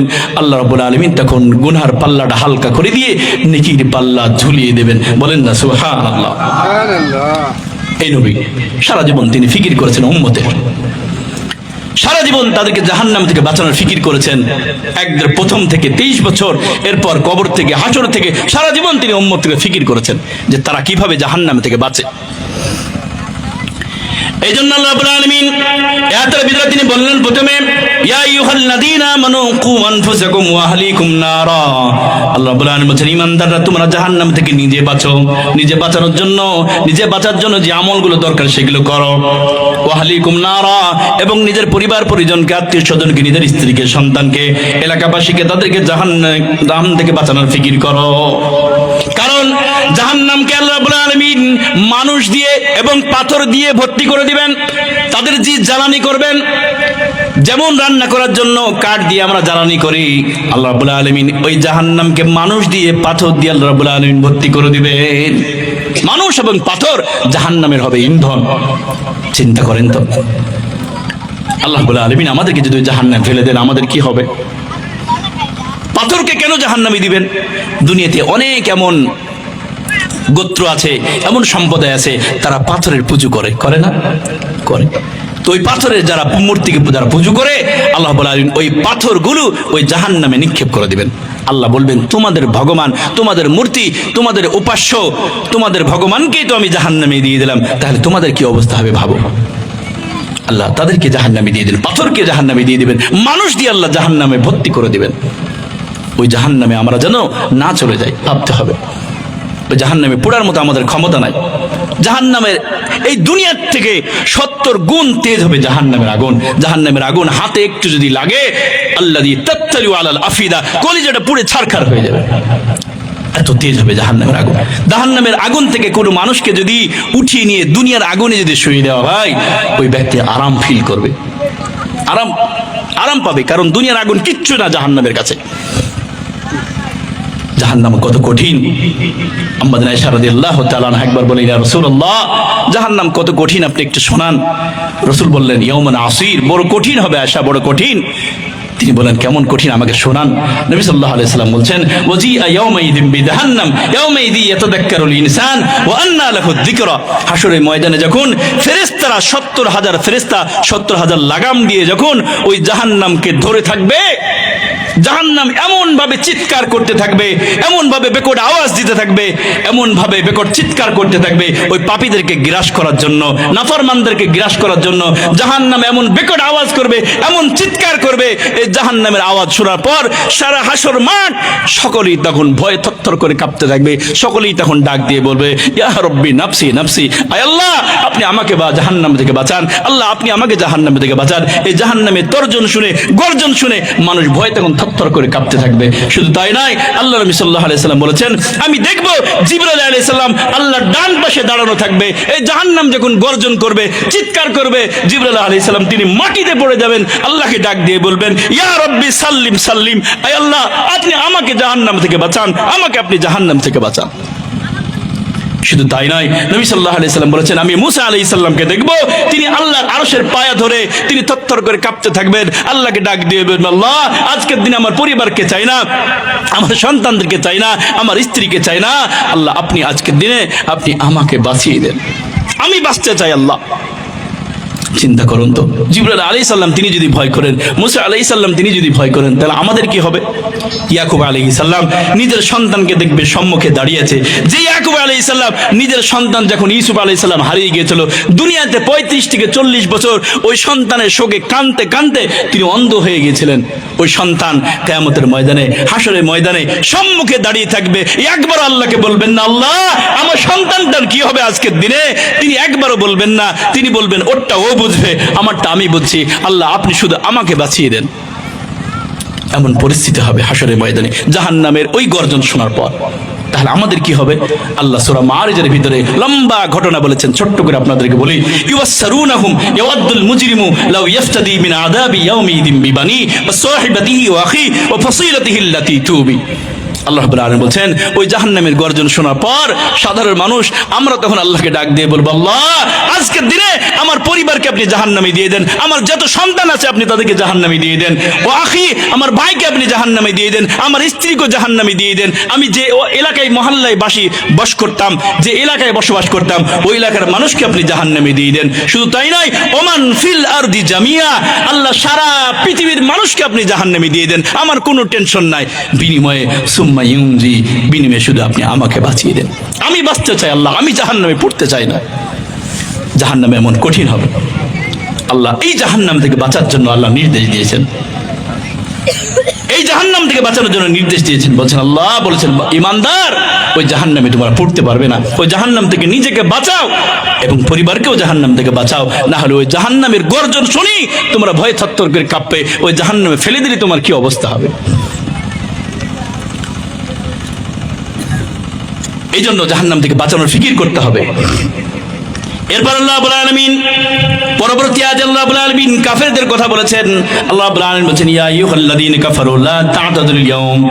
আল্লাহ রাব্বুল আলামিন কাফেরদেরকে ডাক দিয়ে বলবেন, আজকের দিনে তোমরা কোনো ওযর পেশ করবে না, কোনো বাহানা করবে না। ইন্নামা তুজজাউনা মা কুনতুম তা'মালুন, দুনিয়াতে তোমরা যে আমল করেছিলে, যে কাজ করেছিলে, ওর বদলা আজকে তোমাদেরকে দিতে হবে, আজকে তোমাদেরকে দিব। দুনিয়াতে তোমরা আল্লাহর নাফরমানি করেছিলে, মানুষের উপরে অত্যাচার, জুলুম অত্যাচার তোমরা করেছিলে, দুনিয়াতে গুনার কাজ করেছিলে, তোমরা দুনিয়াতে যা করেছিলে আজকে তার প্রতিদান দেয়া হবে। আজকে তোমরা কোনো রকম ওযর পেশ করবে না, বাহানা করবে না।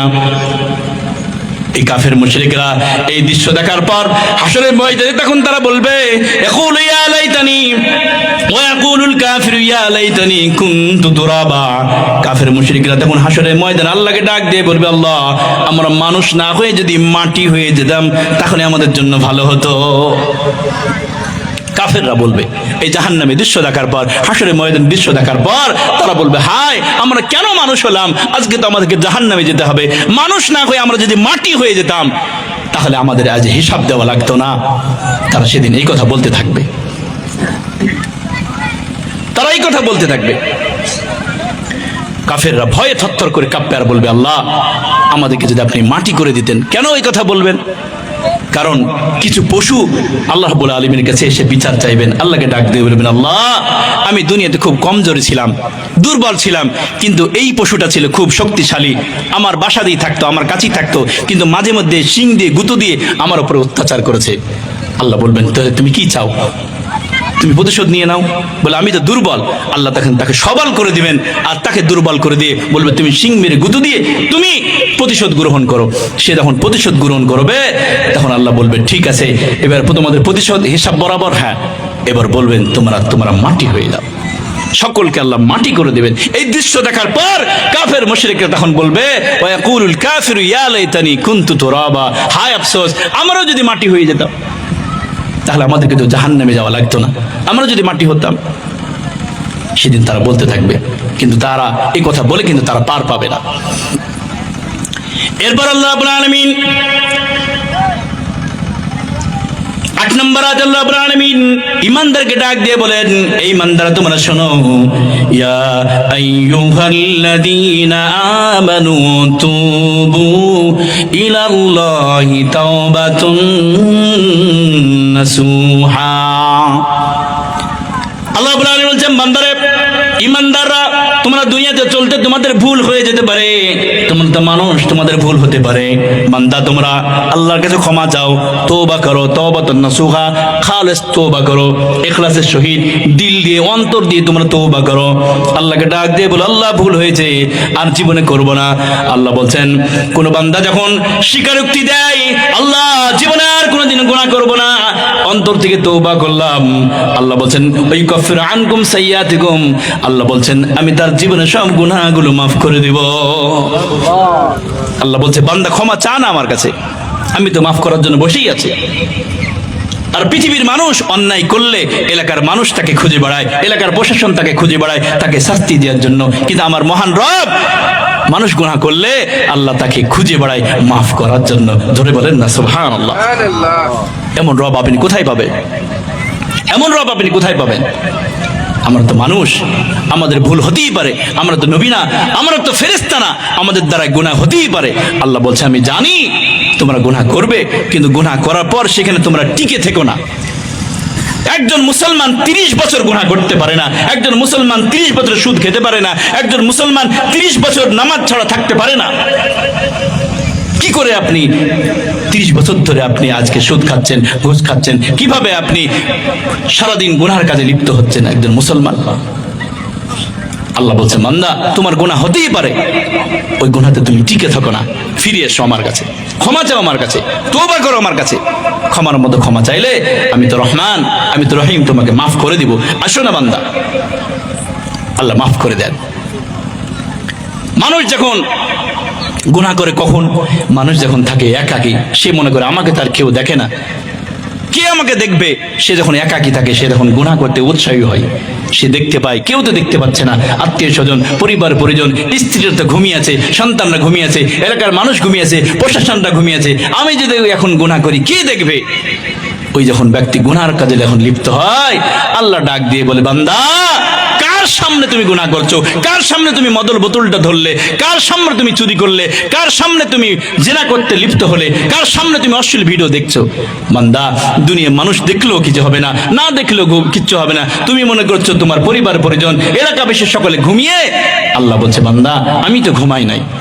আলাম ইয়ালাম বিআন্নাল্লাহ ইয়ারা, আল্লাহ বলছে বান্দা আমি তো সব সময় তোমার দিকে তাকিয়ে থাকি, আমি তো দেখি বান্দা তুমি কি করছো, আমি 24 ঘন্টা তোমাকে ফলো করে আমি দেখছি। আল্লাহ বলছে বান্দা আমি তো ঘুমাই নাই, কার সামনে খুললা? কার সামনে গুনার কাজে লিপ্ত হলা? আমি তো দেখছি বান্দা, আমি তো দেখি তোমার দিকে তাকিয়ে থাকি। আপনি যদি বলেন আল্লাহ আপনি কোন সময় ঘুমান না? আল্লাহ বলেন না, লা তাখুযুহু সিনাতু ওয়ালা নাওম, আল্লাহ বলছে না রে বান্দা আমি কখনো ঘুমাই না। আমি যদি ঘুমিয়ে যাই তাহলে গভীর রজনীতে তোমার যখন বাথরুম দরকার হবে তে তোমাকে জাগিয়ে দেবে। তোমার কোথায় যাওয়ার প্রয়োজন হবে, সফরে যাবে, তুমি ভোর 2টার সময় অ্যালার্ম দিয়েছো, আমি যদি ঘুমিয়ে যাই তাহলে তোমার রূহটা ভিতরে ঢুকিয়ে দিয়ে আবার কে তোমাকে জাগিয়ে দিবে? এই জন্য বান্দা আমি ঘুমাই না, বান্দা তুমি ঘুমাও, আমি তোমাকে পাহারা দিচ্ছি। মানুষ যখন গুনাহ করে আল্লাহ তখন ডাক দিয়ে বলেন ইয়া আইয়ুহাল ইনসান মা গাররাকা বিরাব্বিকাল কারীম, আল্লাহ ডাক দিয়ে বলে বান্দারে পৃথিবীতে কি এমন কাকে পেলি আমি আমার রব থেকে, কেন তুই দূরে সরে গেলে? কি এমন দুনিয়াতে পেলি আমার মতো রবকে তুই ভুলে গেলি? কারীম রবকে তুই ভুলে গেলি কেন? তুমি যে চোখ দিয়ে গুনাহ করছো, আল্লাহ বলছেন ওই চোখটা পৃথিবীর নায়ক নায়িকা দেয় নাই, যে অশ্লীল ভিডিও দেখছো, আল্লাহ রাব্বুল আলামিন বলছেন ওই চোখটা পৃথিবীর কোনো নায়ক নায়িকা দেয় নাই, এই কান দিয়ে তুমি যে গান শুনছো, আল্লাহ বলছেন পৃথিবীর কোনো গায়ক গায়িকা তোমাকে কানটা দেয় নাই, আমি আল্লাহ দিয়েছি। বান্দারে তুমি কেন গুনার ভিতর লিপ্ত হচ্ছ? ফিরে এসো বান্দা, আমি তো তোমাকে বানিয়েছি, ফিরে এসো। মানুষ যখন ঘরের ভিতরে যখন গুনার ভিতরে লিপ্ত হয়, দরজা বন্ধ করে দেয়, জানালা বন্ধ করে দেয়, সে মনে করে আমাকে কেউ দেখছে না। ওই সময় আল্লাহ চাইলে তাকে আযাব দিয়ে ধ্বংস করে দিতে পারতেন। পারতেন কি পারতেন না? এ বাবা, পারতেন কি পারতেন না? কিন্তু আল্লাহ রাব্বুল আলামিন কত দয়ালু, কত দাতা জানেন। মানুষ যখন ঘরে দরজা বন্ধ করে দিয়ে, জানালা বন্ধ করে দিয়ে সে যখন গুনাহের ভিতরে লিপ্ত হয়, আল্লাহ তখন দরজার নিচে দিয়ে, জানালার নিচে দিয়ে বাতাস আর অক্সিজেন ভিতরে প্রবেশ করিয়ে দেয়, যেন ঘরের ভিতরে বান্দা মরে না যায়। আল্লাহু আকবার। আমার আল্লাহ এত দয়ালু, এত দাতা। আমরা রাত্রি গুনাহ করি, আল্লাহ কিচ্ছু বলেন না। দিনের বেলায় গুনাহ করি, তবু আল্লাহ কিচ্ছু বলেন না। হাজারো নিয়ামত দিয়ে আল্লাহ রাব্বুল আলামিন আমাদেরকে বাঁচিয়ে রেখেছেন। অনেক এমন মানুষ আছে 20 বছর বয়স, 25 বছর বয়স, একবারও আল্লাহকে সিজদা দেয় না। বলুন তো, তাদেরকে আল্লাহ খেতে দিচ্ছেন না? শ্বাস নিঃশ্বাস দিচ্ছেন না? আল্লাহ বাঁচিয়ে রেখেছেন না? আল্লাহ হচ্ছেন রহমান। আল্লাহ রহমান, আপনি বাঁচিয়ে রেখেছেন, আল্লাহ সুস্থ রেখেছেন, ভালো রেখেছেন। আপনি যদি আল্লাহকে সিজদা দেন, আল্লাহ রাব্বুল আলামিন আপনার মান সম্মান বাড়িয়ে দিবে। বলুন তো, সারা পৃথিবীর মানুষ যদি আল্লাহকে সিজদা দেয়, আল্লাহর মান ইজ্জত কি বেড়ে যাবে নাকি বাড়বে?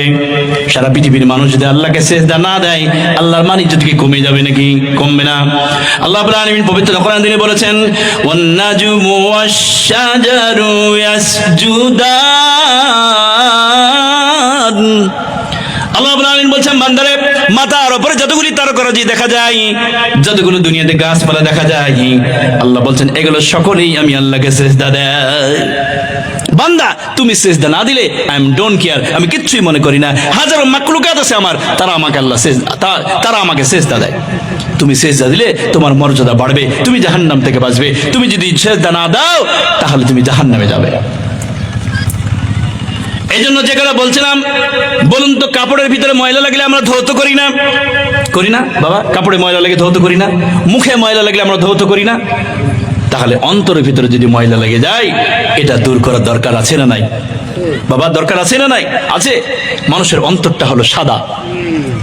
মানুষ যখন একটি গুনাহ করে আরেকটি স্পট পড়ে যায়, আবার গুনাহ করে আরেকটি দাগ পড়ে যায়, আবার গুনাহ করে আবার একটি দাগ পড়ে যায়। মুহতারাম, আজ 20 বছর আপনি আল্লাহর নাফরমানি করছেন, আপনার দিলের অবস্থাটা একটু দেখেন তো।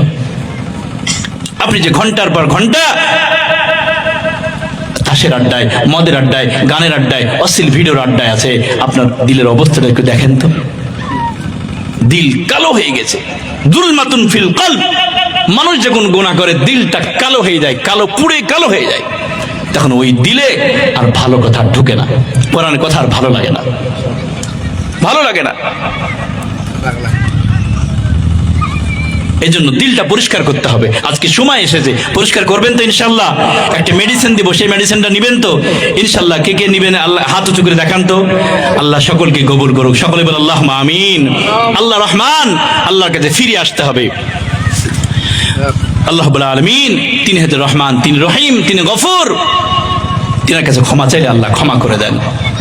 আল্লাহ বলছেন, মেহেরবান তুমি মেহেরবান, মেহেরবান তুমি মেহেরবান, মেহেরবান তুমি মেহেরবান, মেহেরবান তুমি মেহেরবান। আমি পাপী গুনাহগার, তুমি ছাড়া কে আছে আর?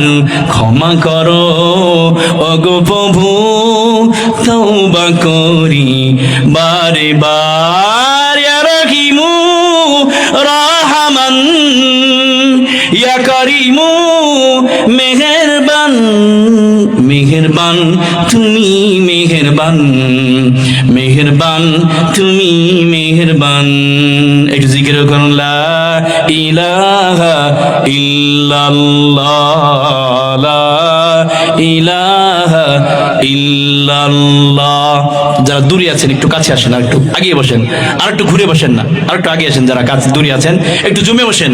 আল্লাহ সকলকে কবুল করুক। একটু জমে আসেন ভাই। আলহামদুলিল্লাহ, আল্লাহ সকলকে কবুল করুক। একটু জিকির করেন, লা ইলাহা ইল্লাল্লাহ, সুবহানাল্লাহ আলহামদুলিল্লাহ লা ইলাহা ইল্লাল্লাহ লা ইলাহা ইল্লাল্লাহ মুহাম্মাদুর রাসূলুল্লাহ। তুমি রহমান, তুমি মেহেরবান, তুমি রহমান, তুমি মেহেরবান। অন্ধ গাহে না শুধু তোমারি গুণগান, বুঝে অবুঝে না তবু শান। তুমি রহমান, তুমি মেহেরবান। কখনো তোমারে যদি ভুলি, হেদায়েতের আলো জেলে নিও কাছে তুলি। কখনো তোমারে যদি ভুলি, হেদায়েতের আলো জেলে নিও কাছে তুলি। ঠাই দিও প্রিয়তম, ঠাই দিও প্রিয়তম, ও গো দয়াবান। তুমি রহমান, তুমি মেহেরবান। অন্ধ গাহে না শুধু তোমারি গুণগান, বুঝে অবুঝে না তবু শান। তুমি রহমান, তুমি মেহেরবান। আল্লাহ রহমান, আল্লাহ মেহেরবান। ক্ষমার মতো ক্ষমা চাইলে আল্লাহ রাব্বুল আলামিন মাফ করে দিবেন। এই জন্য আল্লাহ রাব্বুল আলামিন বলছেন, ঈমানদার ব্যক্তিরা তুবু ইলাল্লাহি তাওবাতান নাসুহা, আমার কাছে ফিরে এসো, ক্ষমা চাও, অন্তর থেকে ক্ষমা চাও। ভুল তো হয়েছে বান্দা, আমি জানি, তোমার কাছে ফিরে এসো। মুমিন বান্দা ভুল করার পর, গুনাহ করার পর, ওই গুনাহটা মনে করে পাহাড়ের মতো। সে মনে করে একটা ছোট্ট গুনাহকে পাহাড়ের মতো মনে করে, যে হা, পাহাড়টা যেমন মানুষের উপরে পড়ে গেলে মানুষ যেমন ধ্বংস হয়ে যায়, একটি মুমিন যখন গুনাহ করে, গুনাহটা মনে করে পাহাড়ের সমান। সে তখন যাকারুল্লাহ, আল্লাহর কথা মনে পড়ে যায়, সে তখন ফিরে এসে আল্লাহর কাছে তওবা করে। আর অনেক এমন মানুষ আছে যারা প্রতিনিয়ত গুনাহ করে, প্রতিদিন গুনাহ করে, বছরের পর বছর, মাসের পর মাস গুনাহ করতেই আছে, গুনাহ করতেই আছে। এরপরেও তারা গুনাহটাকে কিচ্ছু মনে করে না, একটা মাছির মতো মনে করে। একটা মাছি যেমন নাকের কাছে আসলে সে কিছুই মনে করে না, সেদিন প্রতিদিন গুনাহ করার পরেও সে কিচ্ছু মনে করে না। সেজন্য ফিরে আসতে হবে, আল্লাহর কাছে তওবা করতে হবে। এই জন্য আল্লাহ রাব্বুল আলামিন পবিত্র কোরআন তিনি বলেছেন, নবীকে ডাক দিয়ে বলেন, হে নবী আপনি বলুন, কুল ইয়া ইবাদিয়াল্লাযীনা আসরাফু আলা আনফুসিহিম লা তাকনাতু মির রাহমাতিল্লাহ ইন্নাল্লাহা ইয়াগফিরুদ যুনুবা জামিআ ইন্নাহু হুয়াল গফুরুর রহিম। জোরে বলুন আল্লাহু আকবার। এটা সূরা জুমার 24 নম্বর পারা 3 নম্বর পৃষ্ঠা 9 নম্বর লাইনে 53 নম্বর আয়াত। এটা তাফসীর খুলুন, তাফসীর মারিফুল কোরআন, তাফসীর তাবারি, তাফসীর কুতুবি, তাফসীর ইজাহুন তাফসীর তাবরি ইবনে কাসির, তাফসীর ইবনে কাসির থেকে শোনাচ্ছি। আল্লাহ রাব্বুল আলামিন বলছেন, হে নবী আপনি আপনার উম্মতদেরকে বলুন, আমি তো আপনার কাছে নাজিল করে শোনালাম, এবার আপনি আপনার উম্মতদেরকে বলুন, যেগুলো আপনার উম্মত, ওগুলো আমারই বান্দা, আপনি তাদের কাছে এই কথাগুলো বলুন। যখন দেখবেন আপনার উম্মতকে আপনি কথাগুলো বলবেন, যখন তারা বুঝতে পারবে কথাগুলো আল্লাহর, কথাগুলো রাসূলের, দেখবেন এই কথাগুলো তারা ফেলে দিতে পারবে না। ঠিক কিনা বলেন? আল্লাহ এবং আল্লাহর রাসূলের কথা আমরা ফেলে দিতে পারবো? পারবো না। কিন্তু দুঃখের বিষয় কি জানেন, আমরা প্রতিদিন আল্লাহ এবং আল্লাহর রাসূলের কথাগুলো অমান্য করি। মুসলমানের ছেলেরা তারা অন্যায় করে, প্রতিদিন আল্লাহ এবং আল্লাহর রাসূলের কথাগুলো অমান্য করে। আল্লাহ বলেছেন, বান্দা সুদ খেও না, ঘুষ খেও না, চুরি করো না, ডাকাতি করো না, মদ পান করো না, নামাজ কাজা করো না। বলুন তো আমাদের সন্তানরা এই গুনাহ কাজ করে কি করে না? এ বাবা বলেন, করে কি করে না? তাহলে প্রতিদিন আল্লাহর হুকুমকে অমান্য করা হলো না? হলো না? অথচ দুনিয়ার সামান্য থেকে সামান্য মানুষের কথাগুলো মানি নেই, উস্তাদের কথাগুলো মানি, মাস্টার সাহেবের কথাগুলো মানি, আমরা পিতা মাতার কথাগুলো মানি। ডাক্তার সাহেব যখন রোগীকে প্রেসক্রিপশন করে দেয়, আপনি সুস্থ থাকতে গেলে আর কোনোদিন মিষ্টি খেতে পাবেন না, ওই ব্যক্তি আজীবনের জন্য মিষ্টি খাওয়া ছেড়ে দেয়। এরকম রোগী আপনাদের আসামে নাই? ডাক্তার সাহেব প্রেসক্রিপশন করে দেয়, আপনি যদি সুস্থ থাকতে চান আর চিনি দিয়ে চা খেতে পারবেন না, আজ 20 বছর চিনি ছাড়া চা খায়। এমন রোগী নাই আপনাদের এলাকায়? বলুন তো, চিনি ছাড়া চা ভালো লাগে, তারপরে খাই কেন? তাকে সুস্থ থাকতে হবে, ডাক্তার বলেছে যে, ডাক্তার বলেছে, ডাক্তারের কথা মেনে নিতে হবে। অথচ ওই একই ব্যক্তি আল্লাহ বলেছেন বান্দা নামাজ ছেড়ে দিও না, গুনাহ করো না, ওই ব্যক্তি ডাক্তারের কথাগুলো শুনে কিন্তু আল্লাহর কথাগুলো শুনে না। একই ব্যক্তি দুনিয়ার ভালো বুঝে কিন্তু আখিরাতে ভালো বুঝে না। কারণটা কি জানেন? কারণটা কি? দুনিয়া বোঝানোর মানুষ অনেক, আখিরাতে বোঝানোর মানুষ দুনিয়াতে নাই, খুবই কম। দুনিয়াতে আপনি কেমন করে ব্যবসা করবেন, কেমন করে চাষবাস করবেন, কেমন করে চাকরি করবেন, আপনাকে ট্রেনিং দিয়ে আপনাকে শিখিয়ে দেবে।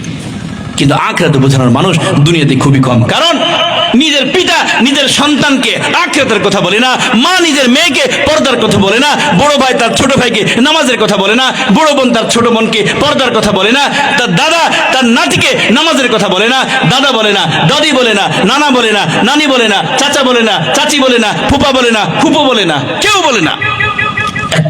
একটা সন্তানের কত আত্মীয় স্বজন দেখেন তো, তার পিতা মাতা, ভাই বোন, দাদা দাদি, নানা নানি, চাচা চাচি, ফুপা ফুপু, কত আত্মীয় স্বজন। প্রতিটা আত্মীয় স্বজন যদি ওই সন্তানটাকে প্রতিদিন যদি আখিরাতের কথা বলতো, কবরের কথা বলতো, আল্লাহর কসম করে বলছি ওই সন্তান আজ এত ভোলা ভুলতো না।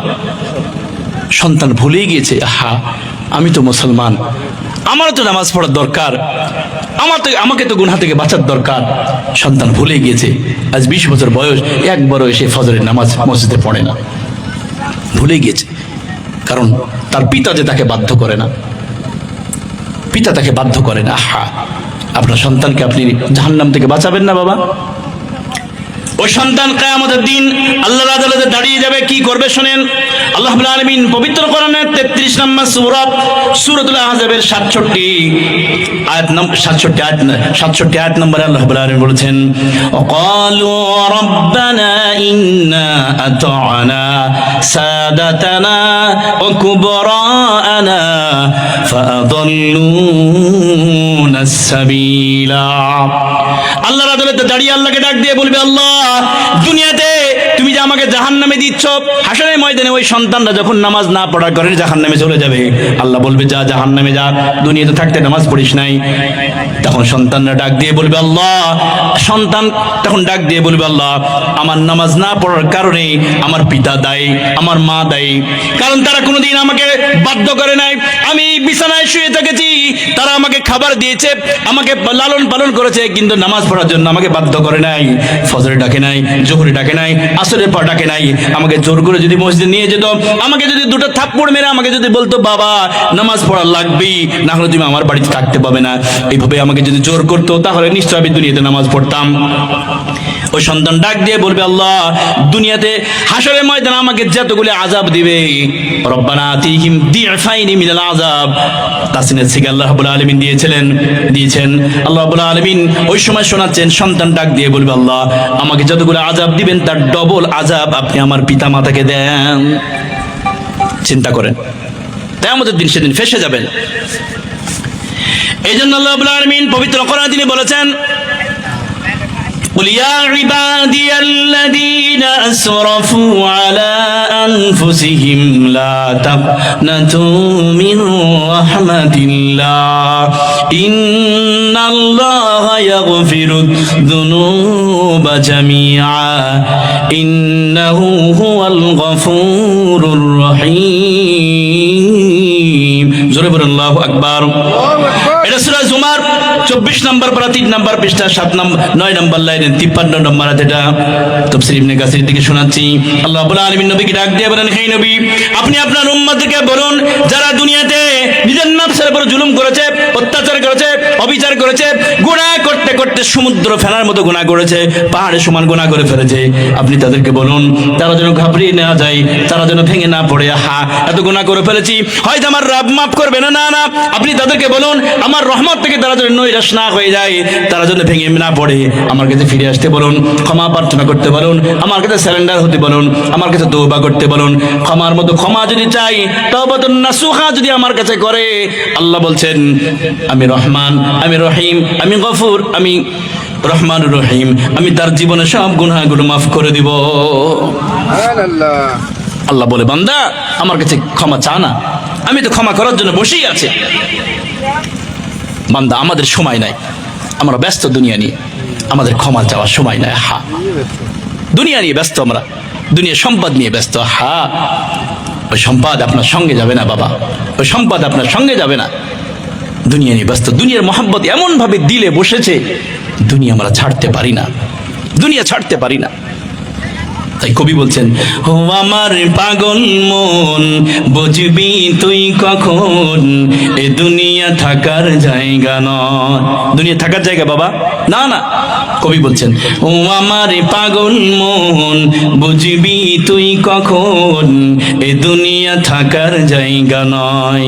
কারণ একে একে সব চলে যায়, আসে না কেউ ফিরে, আর বাবার কাঁধে ছেলের কাফিন, দাদা কবর খুঁড়ে। এমন দৃশ্য দেখা যায় না? সন্তান মারা যায়, বাবা নিজের সন্তানের লাশ বহন করে, দাদা কবর খুঁড়তে থাকে, এমন দৃশ্য দেখা যায় না? কবি বলছেন একে একে সব চলে যায়, আসে না কেউ ফিরে, আর বাবার কাঁধে ছেলের কাফিন, দাদা কবর খুঁড়ে।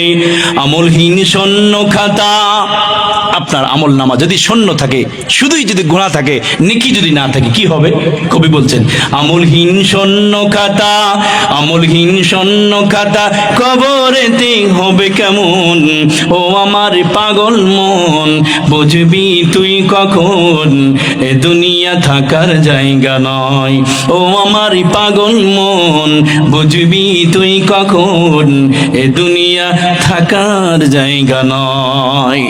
দুনিয়া ছাড়তেই হবে, এজন্য পরকালের ফিকির করতে হবে। দুনিয়াতে গুনাহ হতেই পারে, আল্লাহ বলছে বান্দা আমার কাছে তওবা করো, ক্ষমা চাও আমার কাছে। ক্ষমার মতো ক্ষমা যদি চাও, আমার কাছে যদি স্যালেন্ডার হও যে আল্লাহ আমার ভুল হয়ে গেছে, তুমি ক্ষমা করে দাও, আল্লাহ বলছেন আমি তো রহমান, আমি তোমাকে মাফ করে দিব। আল্লাহ বলে ফিরে আয় বান্দা, ফিরে আয়। একজন বান্দা যখন দীর্ঘদিন আল্লাহ থেকে দূরে, আল্লাহ তখন বড় কষ্ট পান, কষ্ট পান। ওই ব্যক্তি যখন কোরআনে কথা শোনার পর, আলেমদের কথা শোনার পর ভুল বুঝতে পেরে সে যখন আল্লাহর কাছে সেজদা পড়ে যায়, আল্লাহ বড় খুশি হয়, আল্লাহ তখন তার মাথায় হাত বুলিয়ে দেয়। বলেন না সুবহানাল্লাহ। আল্লাহ বলে বান্দা এসেছো, ঠিক আছে আমি তোমার পরে খুশি হয়েছি। আল্লাহ তখন ফেরেশতাকে বলে ফেরেশতারা জান্নাত সাজিয়ে দাও, আসমান সাজিয়ে দাও। ফেরেশতা বলে আল্লাহ এত খুশি হলেন যে? আল্লাহ তখন বলে আমার এক বান্দা দীর্ঘদিন আমাকে সেজদা দেয় নাই, আমার থেকে দূরে ছিল, আজকে সে কোরআনের কথা শুনে তওবা করে আমার কাছে সেজদা লুটিয়ে পড়েছে, আমি বড় খুশি হয়েছে ফেরেশতা, এই জন্য আমার জান্নাত, আমার বান্দার জন্য জান্নাত সাজাচ্ছি। বলেন না সুবহানাল্লাহ। আল্লাহ খুশি হয়, এই জন্য ফিরে আসেন যুবক বন্ধুরা, ফিরে এসো। ফল হতেই পারে আজকের দিনে তওবা করে ফিরে এসো, নামাজ পড়া শুরু করো, আল্লাহকে সেজদা দিয়ে শুরু করো। সেজদা দিলে আল্লাহ ইজ্জত বাড়িয়ে দেবে। বলুন তো দুনিয়ার মধ্যে সব থেকে ইজ্জতদার মানুষ কারা? নবীগণ। বলুন তো তারা সেজদা দিতেন না? তাদের মতো সেজদা পৃথিবীর কেউ দিতে পারে না। তো তিনাদের ইজ্জত কি কমে গেছে? না না, তাদের ইজ্জত সব থেকে বেশি, কারণ তারা দুনিয়াতে আল্লাহকে বেশি সেজদা দিয়েছেন। আপনিও যদি আল্লাহকে সেজদা দেন, আল্লাহ আপনার মান ইজ্জত বাড়িয়ে দেবে। এই জন্য আল্লাহকে সেজদা দিয়ে শিখেন। ফিরে আসেন যুবক ভাইরা, ফিরে আসেন। আল্লাহ রাব্বুল আলামিন পবিত্র কোরআনে বলেছেন ইল্লাল্লাযীনা তাবু ওয়া আসলাহু ওয়া আতাসামু বিল্লাহি ওয়া আখলাসু দীনাহুম লিল্লাহ এটা সূরা নিসা 5 নম্বর পারা শেষ নম্বর পৃষ্ঠা 12 নম্বর লাইন 146 নম্বর আয়াত। এটা তাফসীর ইবনে কাসির থেকে শোনাচ্ছি। আল্লাহ রাব্বুল আলামিন বলছেন, বান্দারে যারা দুনিয়াতে তওবা পাঠ করে, ইল্লাল্লাযীনা তাবু, যারা দুনিয়াতে ক্ষমা প্রার্থনা করে, আল্লাহকে তওবা করে, আল্লাহকে ডাক দিয়ে বলে, আল্লাহ দুনিয়াতে অনেক গুনাহ করে ফেলেছি, আর গুনাহ করব না, আর সুদ খাবো না, আর ঘুষ খাবো না, আর জিনা করব না, আর মদ পান করব না, আর কোনোদিন নামাজ পড়তে করব না। ইল্লাল্লাযীনা তাবু, আমি তওবা করলাম, ও আসলাহু, আমি পরিবর্তন হয়ে গেলাম, আজ থেকে আমি ভালো কাজ করা শুরু করে দিলাম, ও আসলাহু, আমি পরিবর্তন হয়ে গেলাম, ও আখলাসু দীনাহুম লিল্লাহ, আল্লাহ তোমার দিনকে আমি আঁকড়ে ধরলাম, নামাজ পড়া শুরু করে দিলাম, রোজা করা শুরু করে দিলাম, ভালো কাজ করা শুরু করে দিলাম। এইভাবে কোনো ব্যক্তি যদি আল্লাহকে স্যালেন্ডার হয়ে এইভাবে সে যখন বলতে থাকে, আল্লাহ বলছেন, ওয়াসাউফা ইউতিল্লাহুল মুমিনিন, আমি তখন তাদের নামটা মুমিনদের খাতায় লিখে নিই। আল্লাহ মুমিনদের খাতায় লিখে নেয়, ওয়াসাউফা ইউতিল্লাহুল মুমিনিন, আল্লাহ মুমিনদের খাতায় তার নামটা এন্ট্রি করে নেয়। মুমিনদের একটা বড় লিস্ট আছে, আল্লাহ তখন ওই লিস্টে আপনার নামটা উঠিয়ে নেয়। বলেন তো, মুমিনদের খাতায় আমাদের নামটা যদি উঠে যায়, লাভ হবে না ক্ষতি হবে? কথা বলেন, লাভ হবে না ক্ষতি হবে? লাভ হবে। কি লাভ হবে? অনেক লাভ আছে। লাভের কথা বলতে গেলে আমার মেন সাবজেক্টটা ছুটে যাবে। একটা লাভের কথা বলি, কারণ আমার মানুষ লাভ না শুনলে আমার ওই কাজটা করতে উৎসাহী হয় না, ওই কাজটা আমরা করতে চাই না। লাভ কি হবে? আল্লাহ রাব্বুল আলামিন বলছেন, লাহুম দারাজাতুন ইনদা রাব্বিহিম ওয়া মাগফিরাতু ওয়া রিজকুন কারীম। আল্লাহ রাব্বুল আলামিন বলছেন, বান্দারে তোমরা যদি ফিরে আসতে পারো, ক্ষমা প্রার্থনা করতে পারো, আমার কাছে যদি তওবা করে যদি ফিরে আসতে পারো, তাহলে আমি তোমাদের মুমিনদের খাতায় নামটা লিখে নেব। আর শুধু মুমিনদের খাতায় নামটা লিখে দেব না, আল্লাহ রাব্বুল আলামিন বলছেন, হাশরের ময়দানে লাহুম দারাজাতুন, আমি তোমাদের মর্যাদা বড় করে দেব, ওয়া মাগফিরাতুন, আমি তোমাদেরকে মাফ করে দেব, ওয়া রিজকুন কারীম, আল্লাহ বলছেন জান্নাতের খাবার আমি তোমাদেরকে দান করে দেব। বলেন না সুবহানাল্লাহ। আর কি চাই বলেন? আমি তো আল্লাহর কাছে সবসময় এটাই চাই, আল্লাহ হাশরের ময়দানে তুমি শুধু মাফ করে দিও, বাস, আর কিছু চাই না। তাহলে আপনি যদি মুমিন হতে পারেন, আল্লাহ বলছেন আমি তার মর্যাদা বড় করে দেব, আমি তাকে মাফ করে দেব, তাকে বলবে যা বান্দা ওই জান্নাতের ভিতরে চলে যা।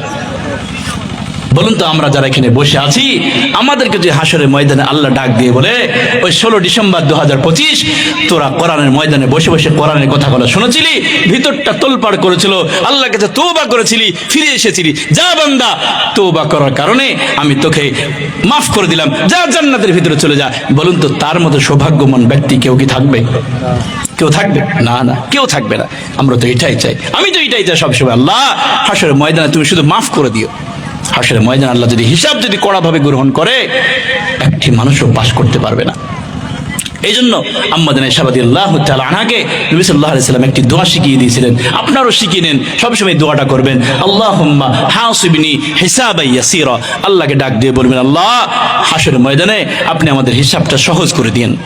কড়াভাবে হিসাব করেন না, সহজ হিসাব করে দিন। সহজ হিসাব যদি আল্লাহ নেন, ওই ব্যক্তি পার হয়ে যাবে, আর কড়া যদি হিসাব নেন, তাহলে ওই ব্যক্তি পার হতে পারবেন না। এই জন্য দোয়া করবেন আল্লাহর কাছে। এই জন্য তওবা করতে হবে, মুমিন হতে হবে, ভালো দলে, আল্লাহ যে দলটা পছন্দ করেন ওই দলের ভিতরে নামটা লেখাতে হবে, তাহলে দুনিয়াও কামিয়াব, আখিরাতেও কামিয়াব। দুনিয়াও কামিয়াব হবে, আখিরাতেও কামিয়াব হবে। আল্লাহ রাব্বুল আলামিন একটি দলকে ভালোবাসেন, ওই ভালোবাসার দলে আমরা আছি না? আপনি আছেন? একটু চেক করেন। এই দলটা, সিরিয়ালটা বলবো, সকলে নিজে মিলিয়ে দেখবেন এই দলে আমরা আছে কিনা। আল্লাহ এই দলটাকে ভালোবাসেন। আল্লাহ রাব্বুল আলামিন বলছেন, ওয়া ইবাদুর রাহমানিল্লাযীনা ইয়ামশুনা আলাল আরদি হাওনা ওয়া ইযা খাতাবাহুমুল জাহিলুনা ক্বালু সালামা। এটা সূরা ফুরকান 19 নম্বর পারা 4 নম্বর পৃষ্ঠা 8 নম্বর লাইন 63 এবং 64 নম্বর আয়াত। এটা তাফসীর খুলুন, তাফসীর মারিফুল কোরআন, তাফসীর তাবারি, তাফসীর কুতুবী, তাফসীর ইজাকুত তাফাসির, তাফসীর ইবনে কাসির, তাফসীর মারিফুল কোরআন থেকে শোনাচ্ছি। আল্লাহ রাব্বুল আলামিন বলছেন, রহমানের যারা প্রিয় বান্দা হবে, নম্র হবে, ভদ্র হবে, মুখের ভাষা তাদের মিষ্টি হবে, নজর তাদের নিচে হবে, রাত্রি যখন গভীর হবে ঠান্ডা পানি দিয়ে ওযু করে তারা তাহাজ্জুদের নামাজে দাঁড়িয়ে যাবে, কখনো দাঁড়ানো অবস্থায়, কখনো রুকু অবস্থায়, কখনো সিজদায় অবস্থায় কাটিয়ে দিবে। আল্লাহ বলছে, জানো বান্দা আমি এই কোয়ালিটির মানুষগুলোকে ভালোবাসি, যারা দুনিয়াতে রূপের অহংকার করে না, টাকার অহংকার করে না, মানুষের সাথে অহংকার করে মুখ ঘুরিয়ে নেয় না, সম্পদের অহংকার করে না, দুনিয়াতে নম্রভাবে চলে, ভদ্রভাবে চলে, মানুষের সাথে ভালো ব্যবহার করে। আর রাত্রি যখন গভীর হয় তারা বিছান থেকে চুপটি করে উঠে ঠান্ডা পানি দিয়ে ওযু করে তারা তাহাজ্জুদের নামাজে দাঁড়িয়ে যায়। আল্লাহ বলছেন আমি এই দলটাকে ভালোবাসি। তাহলে এই দলে আমরা কে কে আসতে পেরেছি একটু চিন্তা করতে হবে। এই দলে আমাদের নামটা আছে কিনা, এই লিস্টে আমাদের নামটা আছে কিনা একটু ভাবতে হবে। এই আমল আমরা কে কে করি, কে কে তাহাজ্জুদ পড়ি, কে কে আমরা দুনিয়াতে নম্রভাবে চলি, ভদ্রভাবে চলি। এখনো অনেক এমন মানুষ আছে 60 বছর বয়স, দাড়ি পেকে গেছে, এখনো কোথায় কোথায় মানুষকে গালি দেয়। আপনাদের এলাকায় এটা নাই, আমাদের মুর্শিদাবাদে আছে। এখনো মানুষকে গালি দেয়, এখনো চায়ের দোকানে বসে রঙিন টেলিভিশন দেখে, সারাদিন মানুষের গীবত করে। এমন মানুষ আপনাদের এলাকায় নাই? আল্লাহু আকবার। বাবা, আপনি মৃত্যুবরণ করবেন না, আপনি কবরে যাবেন না, কবে আপনার ভয় হবে আল্লাহ? কবে আপনি ফিরে আসবেন? কবে আপনি তওবা করবেন? কবে আপনি ওই মানুষের পরনিন্দা করা, পরচর্চা করা, ওই গালি, ওই টিভি আপনি কবে ছাড়বেন? এজন্য ফিরে আসেন বাবা। আল্লাহ যে দলটাকে ভালোবাসেন ওই দলের ভিতরে আসি। দুঃখের বিষয়, তাহাজ্জুদ দূরের কথা, আমাদের সন্তানরা 5 ওয়াক্ত নামাজিতে পড়ে না, ঠিক কিনা বলেন? পড়ে না। এই জন্য আমাদের বাংলার কবি নজরুল ইসলাম তিনার কবিতার ভিতরে একটা সুন্দর কথা তিনি বলেছেন, ঘুমিয়ে কাজা করেছে ফজর, তখনও জহর, হেলায় খেলায় কেটেছে আসর, মাগরিবের শুনি আজান, এখন জামাতে খাওয়ার শামিল, এখন আছে এর সাথে স্থান, বাদছে দামামা বাদরে আমামা, শির করি মুসলমান, দাওয়াত এসেছে নয়া জামানা আর ভাঙা কেল্লাই উড়ে নিশান। তিনি বলেছেন মুসলমানদের ছেলেদের এমন অবস্থা, তাদের ফজর কেটে যায় বিছানায়, জোহর কেটে যায় মাঠে ঘাটে, আসর কেটে যায় আড্ডায়, আর তাদের মাগরিব কেটে যায় খাওয়া দাওয়াতে, এশা কেটে যায় তাদের ব্যস্ততায়, সারা জীবন 5 ওয়াক্ত নামাজ চলে যায়, তার কোনো রকম টেনশন হয় না। প্রতিদিন 5 ওয়াক্ত নামাজ তার বাদ হয়ে যায়, তার কোনো টেনশন হয় না। এই জন্য ফিরে আসতে হবে। এই জন্য আমাদের দ্বারাই যেন নামাজ যেন ছুটে না যায়, এই চিন্তা ফিকির আমাদেরকে করতে হবে। হাদিস শরীফ থেকে শোনাচ্ছি, বুখারী শরীফের মূল খণ্ড 1000 মূল খণ্ডের 2য় খণ্ডর 1005 নম্বর পৃষ্ঠা হাদিসটা রয়েছে, বা দিককার পৃষ্ঠায় মিডিল পয়েন্ট থেকে হাদিসটা শুরু হচ্ছে। হযরত আবু হুরায়রা রাদিয়াল্লাহু তাআলা হাদিসখানা বর্ণনা করেছেন, লম্বা হাদিস। তিনি বলেছেন হাসরের ময়দানে যখন সূর্য মাথার কাছে চলে আসবে, মানুষ এত গরম সহ্য করতে পারবে না, এত গরম হবে, মানুষ সূর্য তাপে মানুষ ঘেমে যাবে, অনেক কষ্ট হবে। ওই দিন কোনো প্যান্ডেল থাকবে না, কোনো সামিয়ানা থাকবে না, কোনো গাছপালা থাকবে না, কোনো বিল্ডিং থাকবে না। ওই দিন মানুষ ছায়ার জন্য আফসোস করতে থাকবে, জায়গা খুঁজবে কোথায় একটু ছায়া পাওয়া যায়। সূর্য মাথার কাছে চলে আসবে, এত তীব্র গরম হবে, মানুষ সহ্য করতে পারবে না। একটা দিন হবে 50,000 বছর সমান। ওই দিন আল্লাহ রাব্বুল আলামিন, নবী বলেছেন, 7 শ্রেণীর মানুষকে আল্লাহ রাব্বুল আলামিন ওই আরশের নিচে এসি গ্যালারিতে, সুপার গ্যালারিতে আল্লাহ বসার সুযোগ করে দিবেন। আরশের নিচে আল্লাহ তাদেরকে ছায়া দিবেন। 7 শ্রেণী বলতে গেলে লম্বা সময় লেগে যাবে। নবী সাল্লাল্লাহু আলাইহি সাল্লাম 4 নাম্বার যার নাম দিয়েছেন তিনি হলেন ওয়ারাজুলুন যাকারুল্লাহ কালিয়ান ফাবাযাদ আইনাহু, যে ব্যক্তি রাত্রে উঠিয়া নির্জনে বসিয়া নিজের গুনাহগুলো স্মরণ করিয়া আল্লাহকে ডাক দিয়ে বলে, আল্লাহ জীবনে অনেক গুনাহ করে ফেলেছি, তুমি আমার গুনার দিকে তাকালে হয়তো তোমার রাগ হয়ে যেতে পারে, এত গুনাহ করে ফেলেছি, সারা জীবন নাফরমানি করেছি আল্লাহ। ওই ব্যক্তি যখন গভীর রজনীতে ঠান্ডা পানি দিয়ে ওযু করে তাহাজ্জুদের 2 রাকাত নামাজ পড়ে 2টি চোখ ছেড়ে কান্না করে আল্লাহকে ডাক দিয়ে বলে, আল্লাহ তুমি আমার জীবনের গুনাহগুলো মাফ করে দাও, ক্ষমা করে দাও, আল্লাহ ভুল হয়ে গেছে, আর কোনোদিন অন্যায় করবো না, আর কোনোদিন গুনাহ কাজ করবো না, আল্লাহ তুমি আমাকে মাফ করে দাও। তুমি যদি মাফ না করো আল্লাহ কে ক্ষমা করবে? তুমি তো ক্ষমা করনেওয়ালা, আল্লাহ পৃথিবীতে আর কেউ তো মাফ করতে পারে না। এইভাবে গভীর রজনীতে কোনো মানুষ যখন আল্লাহর কাছে 2 হাত তুলে চোখের পানি যখন ছেড়ে কাঁদতে থাকে, আল্লাহ তখন ফেরেশতা থেকে ডাক দিবে, ফেরেশতারা তাকিয়ে দেখ, এই বান্দাগুলো পৃথিবীর কোন মানুষের ভয় নাই, কোন পৃথিবীর মন্ত্রী ভয় নাই, পুলিশের ভয় নাই, আমি আল্লাহ রাব্বুল আলামিনের ভয়ে, জাহান্নামের ভয়ে, কবরের ভয়ে এই গভীর রজনীতে ওই ব্যক্তি ঠান্ডা পানি দিয়ে উজু করে তাহাজ্জুদের নামাজ পড়ে গভীর রজনীতে চোখের পানি ছেড়ে ছেড়ে কান্না করছে। ওগো ফেরেশতারা সাক্ষী থেকে যাও, এই গভীর রজনীতে যত মানুষ আমার কাছে কান্নাকাটি করছে আমি সকলকে ক্ষমা করে দিলাম। এবার বলেন বাবা, এই আমলটা আমরা কে কি করেছি? একজন হাত উঠান যে আমলটা আমি প্রতিদিন করি। আহা, আমরা আমলটা কবে করব বাবা? কবে আমলটা করব? চামড়া পেকে গেল, চামড়া জড়ো হয়ে গেল, চুল পেকে গেল, দাড়ি পেকে গেল, দাড়ি পেকে গেল, আমাদের দাঁত পড়ে যাচ্ছে, চামড়া বড় হয়ে যাচ্ছে, আমরা কিছুদিন পর হয়তো মৃত্যুবরণ করব। এরপর আমাদের এই আমল এখনো হলো না, কবে করব বাবা? আল্লাহর পেয়ারা বান্দা কবে হব? ফিরে আসেন বাবা, ফিরে আসেন, ফিরে আসতে হবে আল্লাহর কাছে। নবী সাল্লাল্লাহু আলাইহি সাল্লাম বুখারীর বর্ণনা তিনি বলেছেন, ইয়ানজিলুল্লাহু তাবারাক তাআলা ইলা সামাঈদ দুনিয়া ফি কুল্লি লাইলিন হিনা ইয়াবকা সুলুসাল লাইলিল আখির। নবী সাল্লাল্লাহু আলাইহি সাল্লাম যখন বলেছেন, রাত্রি যখন 1/3 যখন অতিবাহিত হয়ে যায়, ভোরবেলাতে আল্লাহ রাব্বুল আলামিন দুনিয়ার আসমানে নেমে আসেন। নেমে আসার পর আল্লাহ রাব্বুল আলামিন ডাক দিয়ে বলে, বান্দারে কি এমন আছো?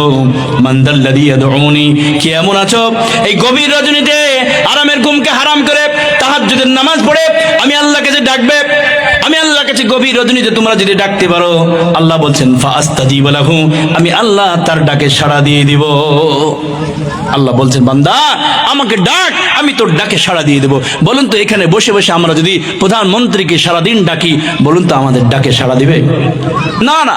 আল্লাহ বলছেন গভীর রজনীতে বান্দা আমাকে তুমি যদি ডাকতে পারো, আমি আরশ মহল্লায় ফেরেশতাদের মজলিসে বসে আমি তোমার নামটা স্মরণ করব। জোরে বলেন না সুবহানাল্লাহ। গভীর রজনীতে আল্লাহ প্রথম আসমানে নেমে আসেন। আসমান কয়টা বলেন তো? 7টা। আল্লাহ প্রথম আসমানে নেমে আসে। হুজুর চলে এই হাদিসটা শেষ করে দিন। গভীর রজনীতে আল্লাহ রাব্বুল আলামিন প্রথম আসমানে নেমে আসেন।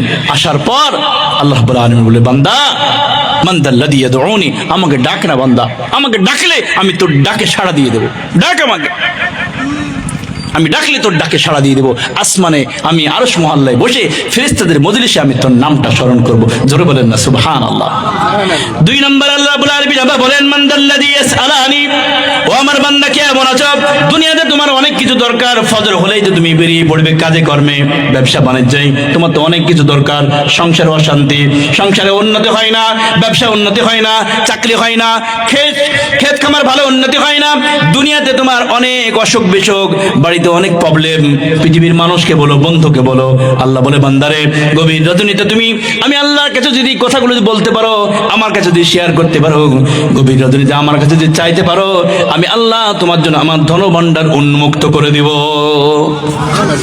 আল্লাহ বলে, বান্দা আমার কাছে যদি চাও, আমি আমার ভান্ডার তোমার জন্য ওপেন করে দেব, আমি খুলে দেব। বান্দা চা না, আমি চাইলেই তোকে দিয়ে দেবো। আরে দুনিয়ার মানুষের কাছে আপনি একবার চাইবেন, 2 বার চাইবেন, 3 বার চাইলে সে অখুশি হয়, সে নারাজ হয়। আর আমার আল্লাহ যতবার চাইবেন ততবার আল্লাহ খুশি হয়। বলেন না সুবহানাল্লাহ। আল্লাহ কাছে চাই না, ব্যস্ত আমরা। কি করে সারাদিন আমরা ব্যস্ত থাকি, আল্লাহর কাছে চাওয়ার সময় নাই।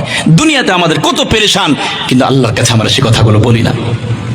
হাদিসের শেষ অংশ নবী সাল্লাল্লাহু আলাইহি সাল্লাম তিনি বলছেন, আল্লাহ রাব্বুল আলামিন আবার বান্দাকে লক্ষ্য করে বলে, বান্দারে মানদাল্লাযী ইস্তাগফিরিনি।